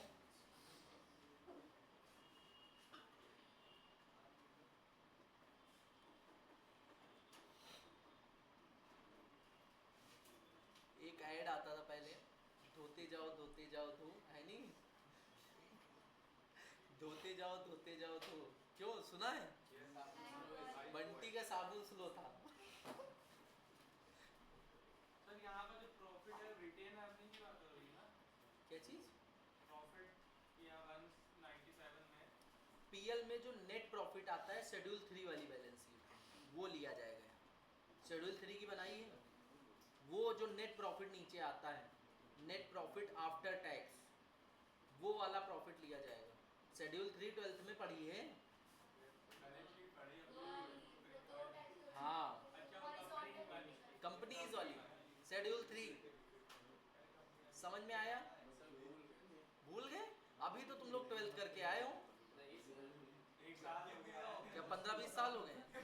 ये बूढ़ा हो गया है? 2.5 साल हो गए। और हमें अराउंड कितना 12th किए हुए? अरे हमें तो बहुत समय हो गया। 2018 में हमने 12th किया था। समझ रहे हो? 7 साल अराउंड हो गए। बहुत समय हो गया, पता ही नहीं चला। ऐसा लगता है अभी कल हुआ था 12th। सही बता रहे? वो 12th की चीजें याद हैं। तो तुम लोगों को अभी 2 साल हुए ऐसे करके। और बीकॉम में भी ये सब चीजें, बीकॉम में तो कंपनी अकाउंट से पूरी, अगर बीकॉम कर रहे होगे, है नहीं? कंपनी अकाउंट सेकेंड सेमेस्टर में होती है कि नहीं? तुम लोग नालायक हो, पता है? तुम लोग पढ़ते नहीं हो, सर शुरू कहाँ हुआ है? तुम लोग पढ़ते नहीं हो। वही बता रही हूँ। बीकॉम कर नहीं रहे हो, बीकॉम चल रहा है। दोनों में डिफरेंस है क्या? चला है। मतलब कि कसम पूरा माइंड बीकॉम चल रहा है, चल रहा है। तो बीकॉम तो हम भी ऐसे ही किए हैं। हमने बीकॉम ऐसे ही किया, एमकॉम किया, आगे भी हमारी चीज़ें चलती रहती हैं, कोर्सेज तो ऐसे ही चलते रहते हैं। जितना समय हम अभी टीचिंग को दे रहे हैं उतना समय तब भी देते थे। समझ रहे हो? तब भी चल रहा था, लेकिन पढ़ते थे थोड़ा बहुत। तुम लोग तो बिल्कुल ही फ्री हो जाते हो।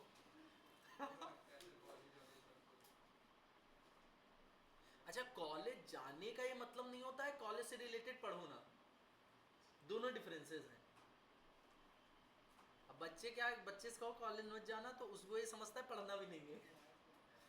जबकि तुम बीकॉम का जो 3 साल का सिलेबस है वो सीएमए में अपने ग्रुप 1 और ग्रुप 2 का सिलेबस है पूरा। समझ लो? थोड़ा सा बीकॉम का जो 3 साल का मिलेगा वो पूरा तुमको यहाँ पे मिलेगा, प्लस कुछ एडिशनल सब्जेक्ट और मिलेंगे यहाँ पे। जैसे OM-SM नहीं मिलेगा उसमें बीकॉम में। समझ रहे हो? तो अगर किसी ने 3 साल लग के बीकॉम किया है, बीकॉम में भी टाइम दिया है, तो ये इजी हो जाता है। समझ रहे हो? या फिर जो बच्चे सीएमए कर रहे होते हैं उनके लिए बीकॉम बहुत इजी हो जाता है, केवल पेपर देने होते हैं। तुम कोई भी, तुम अगर ग्रुप 1 ग्रुप 2 पढ़े हुए हो पूरा, और तुम कोई भी जाके फाइनेंस से उठा के एमबीए तक का कोई भी पेपर दोगे, तुम कभी भी, तुम्हारे कम नंबर आ ही नहीं सकते।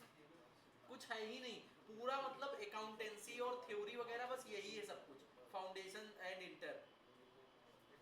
तुमको मैनेजमेंट भी वही मिलेगी, इकोनॉमिक्स भी वही मिलेगी, हर जगह उतना है ही, उससे ऊपर है ही नहीं।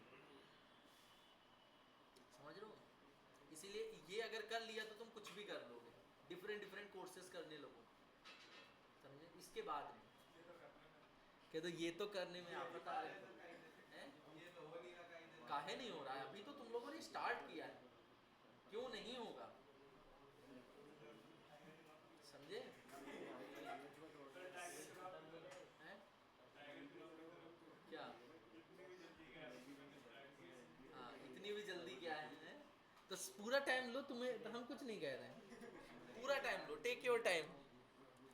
हमें क्या है, हम तो यहीं बैठे रहेंगे पढ़ाने के लिए। दिक्कत तुम्हें होगी घर वाले जब बोलेंगे, जैसे ही 24-25 के हुए चालू घर में वो क्या बोलते हैं, होती है ना दिक्कत, 24-25 के जैसे ही हुए। घर पे एक रिस्पेक्ट लेवल कम हो जाता है, पता है तुम लोगों को।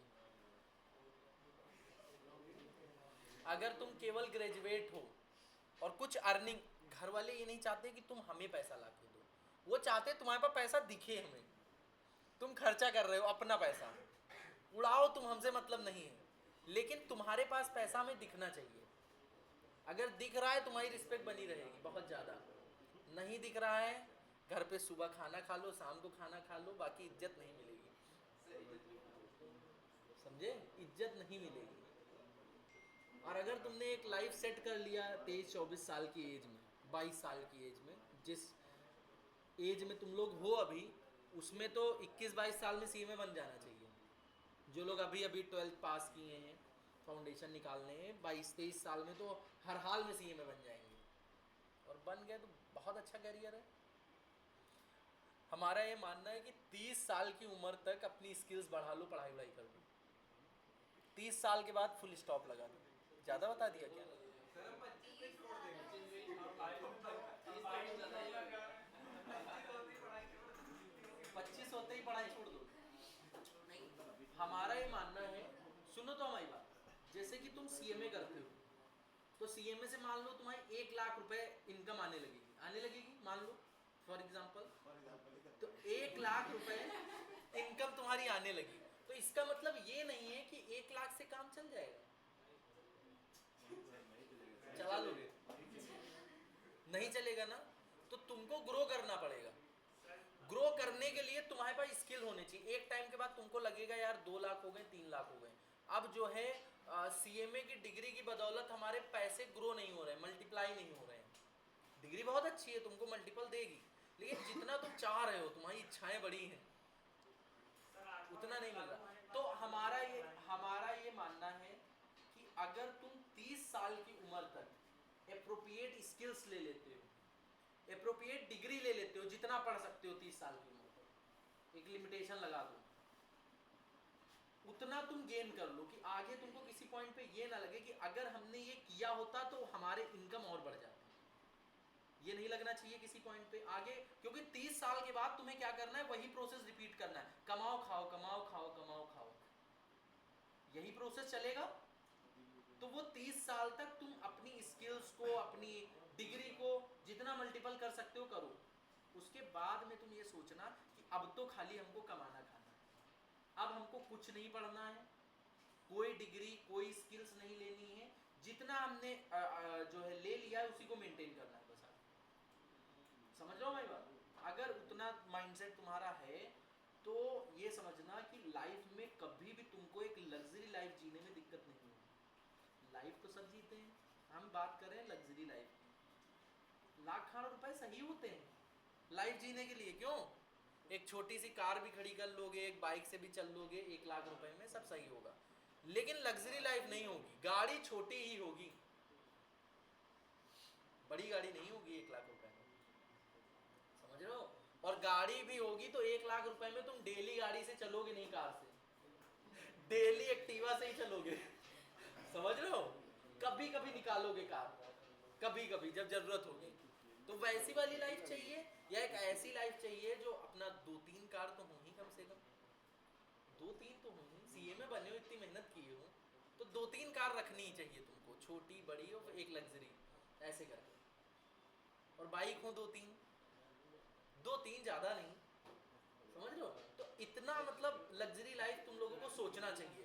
अगर तुम सोचते ही नहीं हो वहां तक, सुनो, तो जिंदगी में पहुंचोगे नहीं, क्योंकि सोच ही नहीं रहे हो। अभी से तुम थिंक करोगे कि हमको 4 लाख 5 लाख कमाने, तब उसके लिए तुम मेहनत करोगे। तुम ये सोच रहे हो कि 1 ही लाख हमको कमाना है, 1 लाख पे पहुंच जाओगे, काम खत्म। अब क्या वही चलना है, 1 लाख 1 लाख 1 लाख। और रियलिटी मानो आज के उसमें 1 लाख रुपए कुछ नहीं है मंथली। कैसे आते हैं, कैसे? तुम लोगों के पास अभी एक्सपेंसेस नहीं है, इसलिए तुम लोग सर 10,000 भी मिल जाए बहुत समझ रहे हो?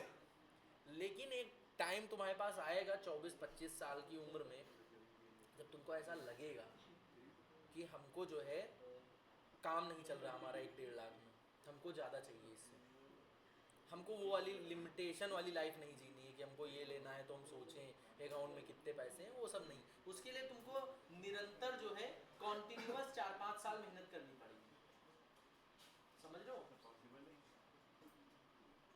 ये सारी चीज़ें तो मतलब चीज़ें सोचो, हमारा मतलब ये है कि ड्रीम्स बनाओ अपने, क्योंकि अगर तुम ड्रीम्स नहीं बनाओगे तो वहाँ तक पहुँचने की कोशिश नहीं करोगे। और ड्रीम्स ऐसे बनाओ जो अचीव हो ही नहीं सकते प्रैक्टिकली, हैं? थोड़ा तो जाओगे। अचीव हो ही ना पाए। तुम अगर 5 लाख की इनकम टारगेट कर रहे हो, 2.5 लाख तक पहुंच गए अगर तुम, तुम्हारा काम हो जाएगा। और 5 लाख के लिए मेहनत करोगे तो 2.5 लाख तक तो पहुंचोगे ही, आई थिंक पहुंचना चाहिए। ये चीज़ें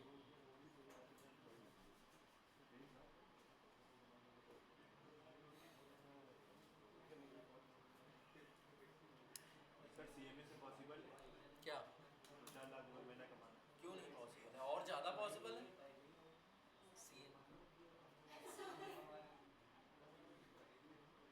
सीएमए से पॉसिबल है।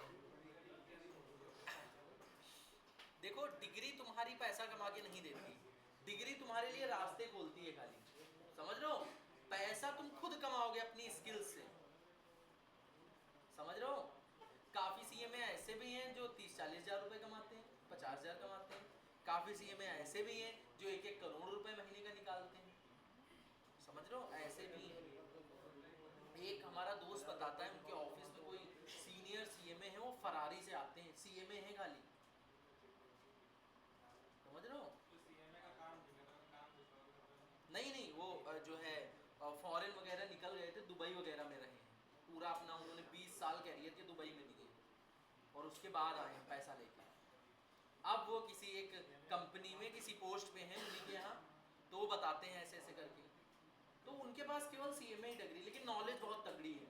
कहते हैं उनके सामने अगर सीए बैठा हो कोई, या फिर कोई फाइनेंस का चाहे जितना नॉलेजेबल इंसान बैठा हो, बराबर टक्कर दे सकते हैं, इतनी नॉलेज है उनको फाइनेंस की। तो तुमको अपनी सीएमए बन गए तुम, और सीएमए ऐसे बने हो जिसको नॉलेज ही नहीं है, अपने आप को अपडेट ही नहीं रख रहा है, उसको फाइनेंस के बारे में पता ही नहीं, टैक्सेशन के बारे में पता ही नहीं है, तुमको कौन सैलरी देगा? सैलरी क्या तुम्हारी डिग्री पे देंगे? नहीं, तुम्हारे काम पे देंगे। तो काम आना चाहिए तुमको, मेन तो वही काम है, समझे? सेक्शन 143 पढ़ते हैं हम लोग।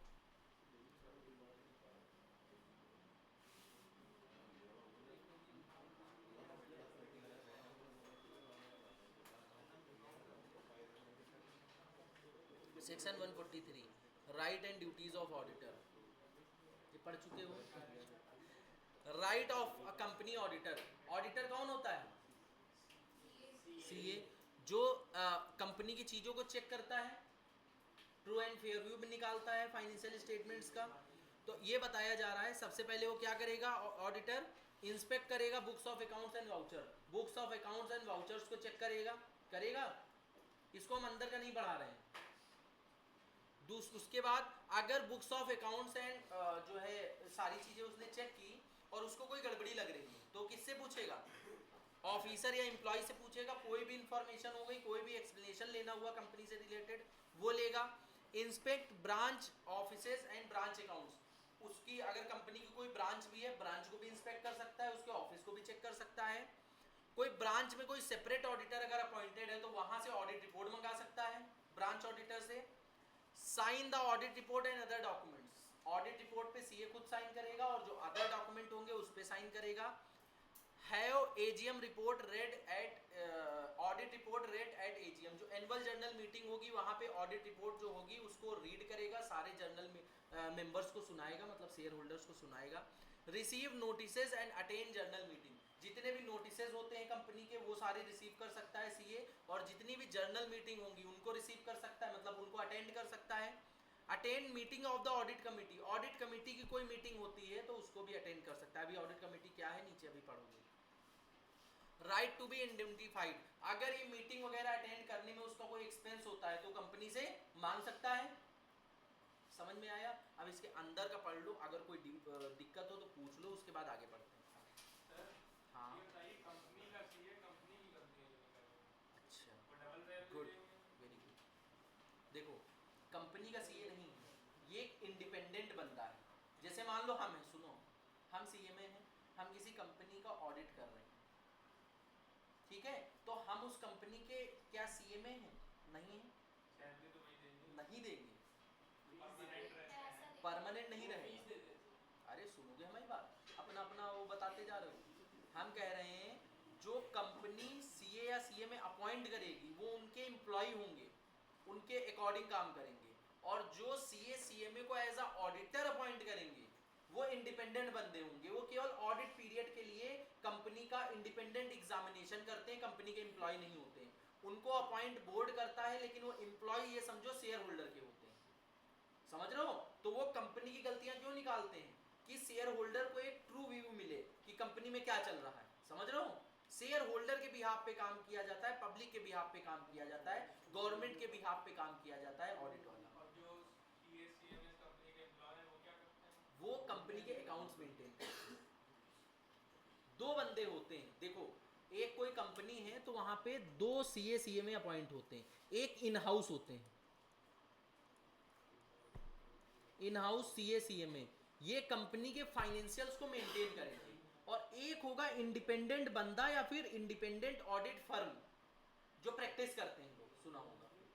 ये लोग इंडिपेंडेंट बंदे होते हैं जिनका कंपनी से डायरेक्ट या इनडायरेक्ट कोई रिलेशन नहीं। अगर रिलेशन होगा तो घपलेबाजी नहीं हो जाएगी। ये इंडिपेंडेंट बंदे होते हैं, इनका काम ही होता है कंपनी के फाइनेंशियल्स को चेक करना। कोई भी अगर गड़बड़ लग रही है वहां के एम्प्लॉय से इंफॉर्मेशन लेना, एक्सप्लेनेशन लेना कि ये गड़बड़ क्यों हो रही है। समझ में आया? और इसके बदले में इनको ऑडिट फीस मिलती है पर ऑडिट, सर अपॉइंट कंपनी वाले ही करते हैं। कंपनी वाले को।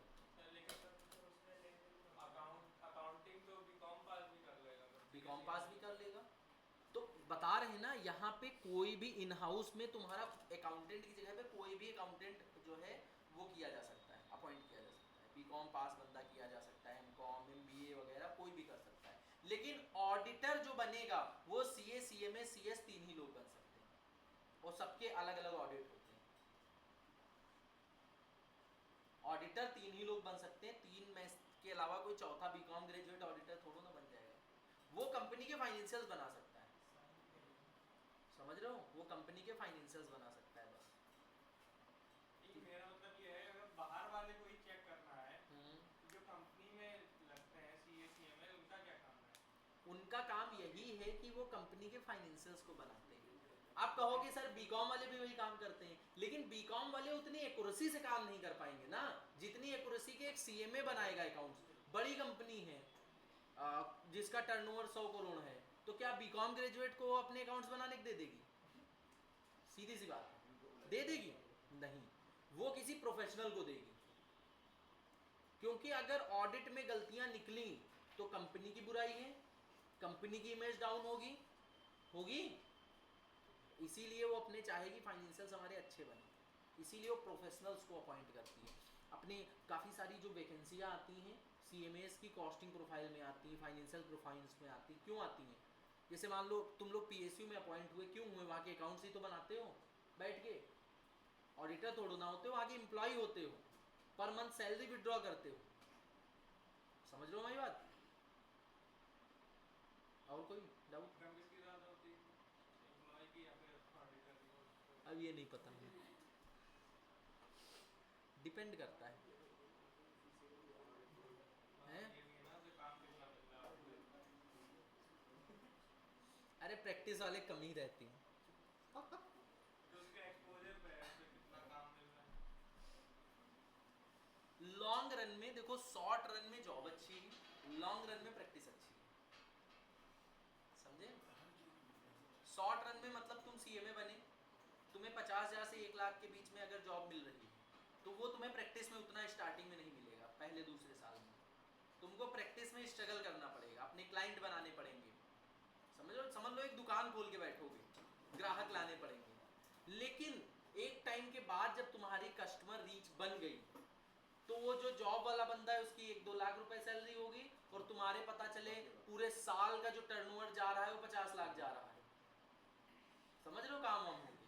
तो लॉन्ग रन में बेनिफिट प्रैक्टिस में हो सकता है, शॉर्ट रन में जॉब में होता क्या है कि स्टार्टिंग में लोग जॉब ज्वाइन करते हैं, कुछ सालों तक अपनी कैपिटल वगैरह बना लेते हैं, अच्छा पैसा बना लेते हैं, जब उनके पास एक रिस्क लेने की एबिलिटी आती है तब वो प्रैक्टिस वगैरह में स्विच होते हैं, समझ रहे हो। हमारे साथ उल्टा था, हम जॉब वॉब कभी नहीं किए, समझ रहे हो, हम डायरेक्ट रिस्क लिए, समझे, डायरेक्ट प्रैक्टिस।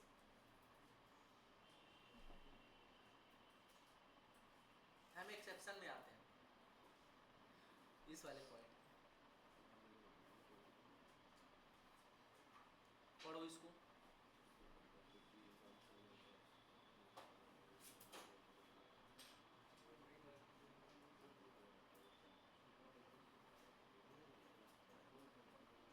अच्छा तुम लोगों का क्या कुछ सेट ऑफ माइंड है कि जॉब ज़्यादा अच्छी लगती, प्रैक्टिस ज़्यादा अच्छी लगती, जॉब वर्सेस प्रैक्टिस ऐसे करके? स्टार्टिंग में तो जॉब 4 साल तो जॉब करनी हम्म? हम्म? है, कुछ भी करना हो, क्या बढ़िया होता है? हम्म, कुछ भी करना हो तो पहले जॉब करनी चाहिए, पहले जॉब करनी है, उसके जॉब बाद भले बिजनेस करना हो। जॉब राजा वाली फिट है, अच्छा जॉब में राजा वाली किस में? ये कह रहा है हमको जॉब ही करनी है जिंदगी भर, राजा वाली फिट गवर्नमेंट जॉब में एक लिमिटेशन है सीए में, फिक्स होती है सर। सैलरी फिक्स होगी। और जानते हो गवर्नमेंट जॉब में तुम चाहे जितने बड़े लेवल पे चले जाओ 2-2.5 लाख से ऊपर सैलरी नहीं होगी, समझ लो। डीजी वीजी लेवल की सैलरी 2.5-3 लाख रुपए, इससे ऊपर नहीं है। और सीए में 2.5-3 लाख रुपए से ज़्यादा की वैल्यू रखता है कमाने में, समझ लो, क्योंकि एक्सपीरियंस तुम्हें जब हो जाएगा तो तुम्हारे पैकेजेस 50-50 लाख 1-1 करोड़ के हो जाएंगे आज से 15 साल बाद, 18 साल बाद। तो सर सपने बड़े आप दिखा रहे हैं, रियलिटी है। हमने एक देखा था वैकेंसी कोलकाता में या पुणे, उन्हें पता नहीं कहाँ थी, लोकेशन नहीं याद है, जो 20 साल अगर सीएमए को एक्सपीरियंस हुआ तो 2 करोड़ की सैलरी पर मंथ पर। भूल गए वो तो, 2 करोड़ की सैलरी थी, सीएफओ लेवल की थी पोस्ट, सीएफओ बनना था, शायद 15 या 20 साल का एक्सपीरियंस चाहिए था। 1 करोड़ रुपए पर मंथ, जानते हो कितना हुआ? कितना? 12 करोड़, 16 लाख 666 15 लाख रुपए मानो, 15 कैसे? हम बता रहे हैं 15 लाख रुपए अगर मिल रहे हैं महीने के, करोगे क्या?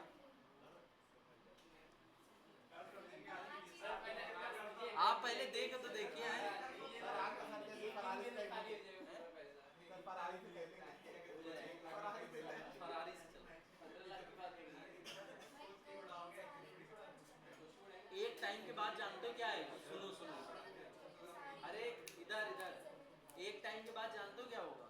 एक टाइम के बाद ये होगा कि पैसा तुम्हें सेकेंडरी लगने लगेगा, तुम्हें मेंटल पीस चाहिए होगा, सेटिस्फेक्शन चाहिए होगा। जैसे कि अभी हम बताएं, हमने अपने मेंटल पीस के लिए इंस्टीट्यूट की क्लास छोड़ दी, समझ लो है, हाँ, कि हमें फाउंडेशन की क्लास जैसे थी हमने, हाँ ग्रुप 1 की, तो अपने मेंटल, अब एक क्लास लेने के लिए वहाँ इतनी दूर गोमती नगर जाना आना 1 घंटे उसमें लग जाता है, तो अपने मेंटल पीस के लिए कि मतलब एक सुकून मिले।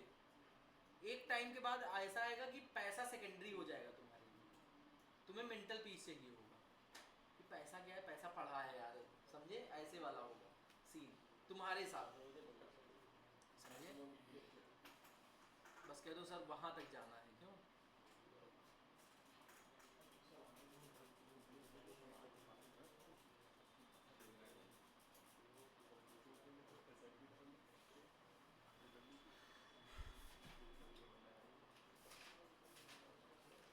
Six duties of the auditor.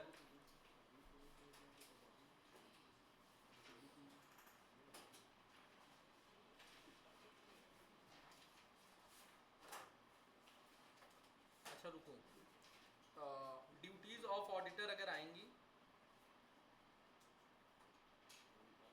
चलो 6 ड्यूटीज अच्छा पढ़ ही लेते हैं। If company has given loan और एडवांसेस विदाउट एडिक्वेट सिक्योरिटी, अगर तुमने लोन दिया है 10 करोड़ का तो 10 करोड़ की वैल्यू की सिक्योरिटी भी रखी होनी चाहिए उस बंदे की। तो एडिक्वेट सिक्योरिटी वगैरह चेक करोगे कि जो है दिया गया है कि नहीं दिया गया है। बुक एंट्रीज अगर कोई पास हो रही जो कि कंपनी के इंटरेस्ट के खिलाफ हैं। कंपनी अपनी इन्वेस्टमेंट को बेच रही है बिलो परचेज प्राइस से नीचे बेच रही है, खरीदा 10 का बेच 8 का रही है, डायरेक्टर बेचे दे रहे हैं सबको। Loan given by company shown as deposit, दिया गया लोन दिखाया डिपॉजिट जा रहा है, डायरेक्टर के पर्सनल एक्सपेंसेस पीएल में चार्ज किए गए, अपने घर का धनिया पुदीना वो भी पीएल में डाले दे रहा है, समझ रहे हो। If share are issued for cash, अगर कैश में शेयर्स वगैरह इशू किए गए तो प्रॉपर डिटेल्स कैश की होनी चाहिए, कैश के पूरे टैली लेजर सब मेंटेन होने चाहिए। अदर पावर क्या होते हैं, जनरल मीटिंग अटेंड कर सकता है, साइन कर देता है ऑडिट रिपोर्ट और right of lien. Right of lien का क्या मतलब होता है, it means auditor have right to retain the auditor's books audited book जब तक कि उसकी फीस वगैरह रिकवर नहीं होती। तुमने ऑडिट करा लिया, पैसे नहीं दिए, तुम्हारे बुक्स ऑफ अकाउंट्स हम रख लेंगे, नहीं देंगे, समझ रहे हो। Only that client books of account can be written whose audit fees is outstanding, जिसकी फीस आउटस्टैंडिंग है उसी के बुक्स ऑफ अकाउंट रख सकते हो, फालतू में नहीं रख सकते हो। मतलब इररेगुलर मींस की वजह से आप बुक्स ऑफ अकाउंट नहीं रख सकते हो। एक बार क्लाइंट ने जो है फीस पे की, आपको बुक्स ऑफ अकाउंट रिटर्न करने पड़ेंगे। Auditor must have complete his work, auditor को अपना काम कंप्लीट करना है तभी वो पैसे मांग सकता है। समझ में आया, समझे, बस इसमें इतना ही पढ़ना है, समझ लो। ऑडिट कमेटी सेक्शन 177 इतना पढ़ लो, फिर ऑडिट कमेटी पढ़ाते हैं।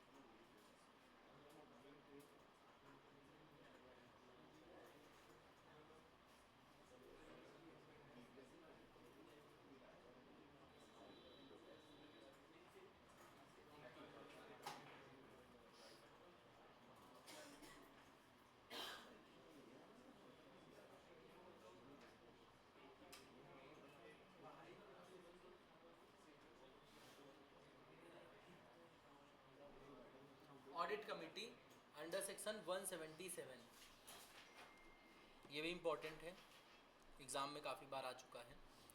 ऑडिट कमेटी किसके किसके ऊपर अप्लीकेबल होती है, अप्लीकेबिलिटी लिस्टेड कंपनी जितनी हैं उनको सबको ऑडिट कमेटी बनानी ही पड़ती है। अनलिस्टेड पब्लिक कंपनी जो सेटिस्फाई करती हैं any of the 3 condition, any का मतलब तीनों में से कोई भी एक कंडीशन सेटिस्फाई हो जाए, ऑडिट कमेटी बनानी पड़ेगी। Paid up share capital minimum 10 crore या उससे ज़्यादा हो, लोन डिवेंचर बोरोइंग्स 50 करोड़ से ज़्यादा हो, 50 करोड़ एग्जैक्ट होगा, फॉल नहीं करेगा, देखो मोर देन 50 करोड़ लिखा हुआ है। टर्नओवर मिनिमम 100 करोड़ या उससे ज़्यादा हो तो इन कंपनियों को ऑडिट कमेटी बनानी पड़ेगी। However unlisted public company even if satisfy any of 3 condition not have to made audit committee, अगर अनलिस्टेड पब्लिक कंपनी है ये कंडीशन सेटिस्फाई भी करती है 100 करोड़ वाली, फिर भी उसको ऑडिट कमेटी नहीं बनानी पड़ेगी अगर वो होली ओन्ड सब्सिडरी है, समझ रहे हो। मतलब किसी होल्डिंग की सब्सिडरी है तो सब्सिडरी वाली कंपनी को ऑडिट कमेटी बनाने की जरूरत नहीं है। कोई भी ज्वाइंट वेंचर कंपनी है, कोई भी डोरमेंट कंपनी है, 3 कंपनियों को एग्जेम्पशन में रखा गया। अब आते हैं कंपोजिशन, कंपोजिशन का मतलब ऑडिट कमेटी में कितने लोग होंगे, कम से कम 3 डायरेक्टर होना चाहिए और मेजॉरिटी इंडिपेंडेंट डायरेक्टर होने चाहिए। मेजॉरिटी का मतलब 2 डायरेक्टर इंडिपेंडेंट होने चाहिए होने चाहिए कि 1.5 होने चाहिए? 2 होने चाहिए। 1.5 कहाँ हो पाएंगे, काटेंगे थोड़ा, आधा काटोगे डायरेक्टर का। Functions of the audit committee क्या करेगा, रिकमेंड करेगा name and remuneration of the auditor, auditor का नाम रिकमेंड करेगा, कंपनी का ऑडिटर कौन बनेगा, रेम्युनरेशन रिकमेंड करेगा। To see that independent audit is carried out, मतलब ये देखेगा ऑडिट इंडिपेंडेंट हो रहा है, ऐसा तो नहीं ऑडिटर मैनेजमेंट के साथ मिल गया है और मिल के काम कर रहा है। Review financial statement and audit report, audit report and financial statement को जो है रिव्यू करेगा, मतलब चेक करेगा, अप्रूव करेगा रिलेटेड पार्टी ट्रांजेक्शन, तुमने अपने रिलेटिव वगैरह को कोई अगर लोन वगैरह दे रहे हो, कोई ट्रांजेक्शन कर रहे हो तो वो चीज़ें करेगा। Scrutiny of inter corporate loans, scrutiny का मतलब भी चेकिंग होता है, जो इंटर कॉर्पोरेट लोन्स मतलब एक कंपनी अगर दूसरी कंपनी को लोन दे रही है वो चीज़ें चेक की जाएंगी। Valuation of assets of the company, company की जो एसेट्स होंगी वो इस समय किस वैल्यू के हैं, कितना डेप्रिसिएशन लगा है, कितना एप्रिसिएशन लगा है, उसको जो है लगा के उनकी वैल्यूएशन निकाली जाएगी। आगे powers of the audit committee, audit committee has power to call comments for the auditor and internal control system and scope of auditing includes its observation, auditor को बुला सकती हैं, कमेंट्स उसके मांग सकती है कि कंपनी में अभी तक क्या क्या चेक किया, इंटरनल कंट्रोल सिस्टम कंपनी का अंदर का कामकाज कैसा चल रहा है, ऑडिट का स्कोप क्या है, क्या क्या चीजें चेक करो, ऑब्जर्वेशन मतलब तुमने वहां पे क्या ऑब्जर्व किया, क्या क्या गलतियां निकाली। बिफोर सबमिशन द रिपोर्ट, जो ऑडिट रिपोर्ट होती है उसको बोर्ड को सबमिट करने से पहले ऑडिट कमिटी उसको देख सकता है, फाइनेंशियल स्टेटमेंट वगैरह सारी चीजें। Power to discuss any statutory और internal auditor and management of the company in relation to matter content in the financial statement, financial statement में कोई भी मैटर लिखा हुआ है उससे रिलेटेड किसी भी कंपनी के मैनेजमेंट वाले बंदे से, किसी भी ऑडिटर से या किसी भी बंदे से वो पूछताछ कर सकती है। ऑडिट कमेटी खत्म। अब लास्ट टॉपिक बचा है, इसको पढ़ा देंगे, डायरेक्टर खत्म। 14 नंबर तुम्हारे इन,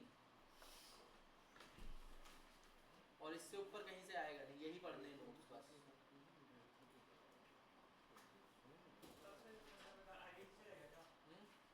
आईडीटी होली के बाद, वो तभी बताया ना होली के बाद, अभी चीजें बची हैं वो कराई जाएगी। आईडीटी होली के बाद स्टार्ट होगी, फ्रेश बुक्स तुम लोगों को मिल जाएंगी 2-4 दिन में, प्रिंटिंग के लिए दे देंगे। क्या चीज, कलर तो होली के रंग होंगे ही, कलर कर देना, हर पेज अलग अलग कलर अपने हिसाब से। इसमें कलर होगा क्या? कलरिंग तो करवा देंगे, करके पीडीएफ भेज दी कि ये कलर रखना, इसको भेजिए पापा के। सुनो, कलर बुक बनवा देते हैं सब लोग, बुक का 1000 रुपए एक आईडीटी वाली बुक का जमा कर दो। सही है ना, ब्लैक एंड व्हाइट सही है, हैं? नहीं नहीं, हमको देखो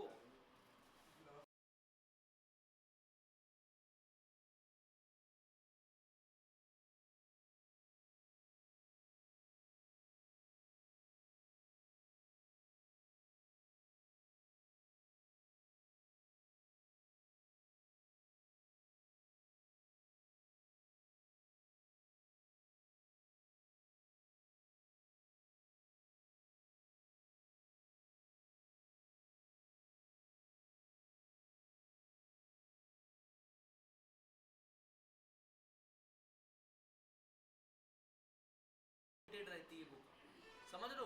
और अपनी अपनी जो बुक्स होती हैं, ऐसी बुक्स तुमको मतलब कंटेंट तो सारा मिलेगा, तुम इधर उधर देखोगे, लेकिन सीएमए ओरिएंटेड बुक नहीं मिलेंगी, समझ रहे हो, उसमें मिक्सअप होता है, मतलब उसमें कंपनी लॉ अगर है तो कंपनी लॉ में सीए की भी चीजें होंगी, सीएमए, क्योंकि सेक्शंस अलग अलग हैं, सिलेबस में कुछ सेक्शन अपने में अडॉप्ट किए गए हैं, कुछ अपने में नहीं किए गए, तो हम उन्हीं को पढ़ाते हैं। जैसे बीच बीच में देखो सेक्शन काफी छूटे हैं तो अपने सिलेबस में नहीं है, वही अगर सीए या सीएस को पढ़ाएं तो वो सेक्शन भी हैं। तो जो तुमको कहीं और अगर देखोगे मार्केट में तो तुमको इससे ज्यादा कंटेंट पढ़ना पड़ेगा, समझ रहे हो क्यों? क्योंकि वो एक साथ सारी ऑडियंस को जो है वो कर रहे हैं, एड्रेस कर रहे हैं, सीए को भी बैठाले हुए हैं, सीएमए को भी बैठाले हुए हैं, 1-2 बच्चे सीएस वाले भी हैं, तो सब पढ़ाएंगे, समझ रहे हो। तो तुम्हारे ऊपर बर्डन चला जाता है रिवाइज करने का, वही चीज इनडायरेक्ट टैक्स में भी, आईडीटी में भी है, कि हमारी जो क्लासेस आईडीटी की होती हैं मैक्स टू मैक्स 30 क्लासेस होंगी मैक्सिमम, जब हम घसीटेंगे उसको। ऐसे 20 से 22 क्लासेस में हमारा टारगेट है आईडीटी खत्म हो जाएगी, 20 से 22 क्लासेस में, और वो भी 1.5 घंटे की क्लास। समझ रहे हो, मोस्टली 50 घंटे के अंदर आईडीटी खत्म हो जाती है, जो कि कोई करा ही नहीं सकता है। समझ रहे हो, और ये इतना कम किस लिए, क्या कुछ हम छोड़ देंगे? पूरा पढ़ाएंगे, 100% पढ़ाएंगे, और इवन सारे क्वेश्चन भी उसी से एग्जाम में उठ के आएंगे। बट डिफरेंस ये है, हम सीएमए ओरिएंटेड पढ़ाते हैं, बिल्कुल कोर। एक भी क्वेश्चन हम इधर उधर से तुमको नहीं, प्रैक्टिस के लिए क्वेश्चन करवा देंगे, सीए के करवा देंगे, एक दो जो पूछे जाने वाले होंगे वैसे क्वेश्चन, ऐसा नहीं कहते हैं। लेकिन जो कॉन्सेप्ट है वो एक सेक्शन तुमको हम बाहर का नहीं पढ़ाएंगे जो तुम्हारी बुक में ना हो, समझे? इसीलिए अपना सिलेबस देखो जल्दी खत्म हो जाता है, समझे? सारे रीजंस पढ़ लो इसको।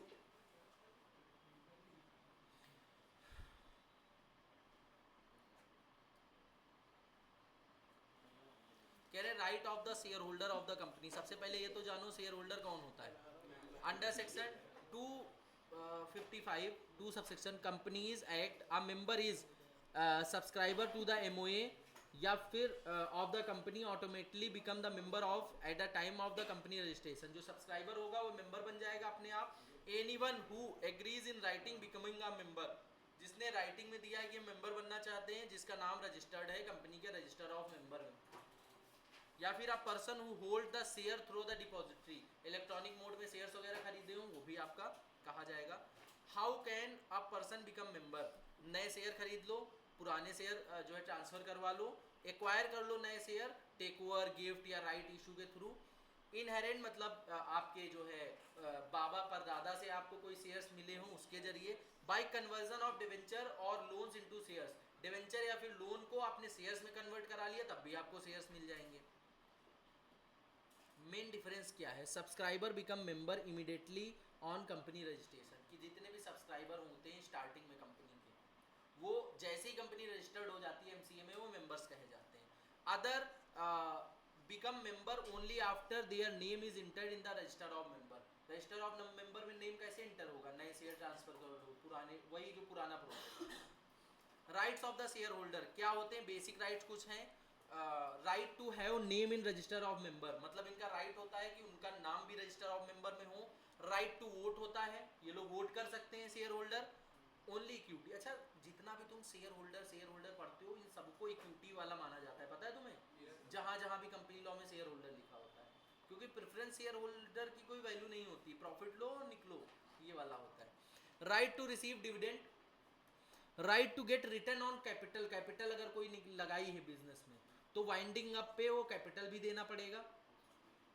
Right to stop the company from doing illegal, जिसको अल्ट्रा वायरस एक्ट बोलते हैं। अल्ट्रा वायरस स्टार्टिंग में पढ़ाया था, जो काम बताए गए हैं, जो काम बोले गए हैं कंपनी के राइट हैं वही कर सकते हो। Right to attend and participate in meetings, meetings वगैरह में पार्टिसिपेट कर सकते हैं। समझ में आया? कुछ स्टेचुरी राइट होते हैं, जैसे शेयर्स को ट्रांसफर कर सकते हैं subject to article of association.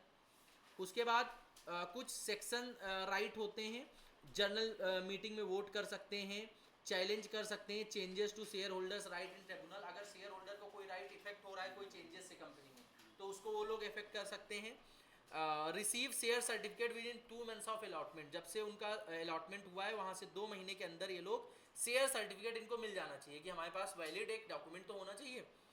जैसे तुम लोग इंस्टीट्यूट में रजिस्ट्रेशन कराते हो तो एडमिट कार्ड मिल जाता है कुछ टाइम के बाद, वैसे ही। Inspect the registered of member and debenture holder, inspect कर सकते हैं रजिस्टर ऑफ मेंबर कि हमारा नाम उसमें है या नहीं है, या डिवेंचर होल्डर में। Call for explanatory journal meeting, कोई भी एक्सप्लेनेटरी जर्नल मीटिंग होती है वो अटेंड करने का राइट होता है। Receive notice of meeting, meeting की जो नोटिसेज हैं कितनी मीटिंग होनी चाहिए उनकी नोटिसेज ये लोग वो करेंगे। Appoint a proxy and inspect proxy register, proxy मतलब अपने बिहाफ पे कोई मीटिंग में वोट करने के लिए, बात सुनने के लिए। प्रॉक्सी का मतलब एक जाली बंदा, समझे? जैसे प्रॉक्सी नहीं होता था, तुम लोग अटेंडेंस लगाते थे अपने दोस्त की प्रॉक्सी बोला जाता था। आस्क कंपनी टू क्या सर्कुलेट अ रेजोल्यूशन, कोई रेजोल्यूशन पास करना है तो उसको सर्कुलेट करो सबको, अपॉइंट अ रिप्रेजेंटेटिव, कोई रिप्रेजेंटेटिव अपना शेयर एक रिप्रेजेंटेटिव रखेगा। Get and inspect minutes of general meeting, minutes का मतलब क्या होता है, summary of the board meeting, minutes उनको मिलने चाहिए, समरी मिलनी चाहिए मीटिंग्स की। Remove director by OR, ordinary resolution से डायरेक्टर को रिमूव कर सकते हैं। क्या ये सब सर याद करने की जरूरत है, सेक्शन वेक्शन नहीं, हल्का फुल्का पढ़ लेना, ये एग्जाम में इतना इंपॉर्टेंट नहीं, ये वाले आ सकते हैं जो बेसिक राइट्स हैं, समझ रहे हो, लेकिन एक बार रीड कर लेना, क्लियर, क्योंकि डायरेक्टर में हम ये नहीं चाहते कुछ छोड़ के जाओ, ठीक है। तो यहाँ पे तुम्हारा डायरेक्टर खत्म होता है। डायरेक्टर में सब कुछ इंपॉर्टेंट है, हमसे कोई ये नहीं पूछेगा सर इसमें इंपॉर्टेंट बता दीजिए, समझ रहे हो। डायरेक्टर का ईच एंड एवरी सेक्शन जो क्लास में हमने डिस्कस किया है वो तुमको पूरा याद होना चाहिए, पूरा तुम्हारा पढ़ा हुआ होना चाहिए, तुम्हारे पूरे 14 से 18 नंबर इसमें कवर होंगे, क्लियर।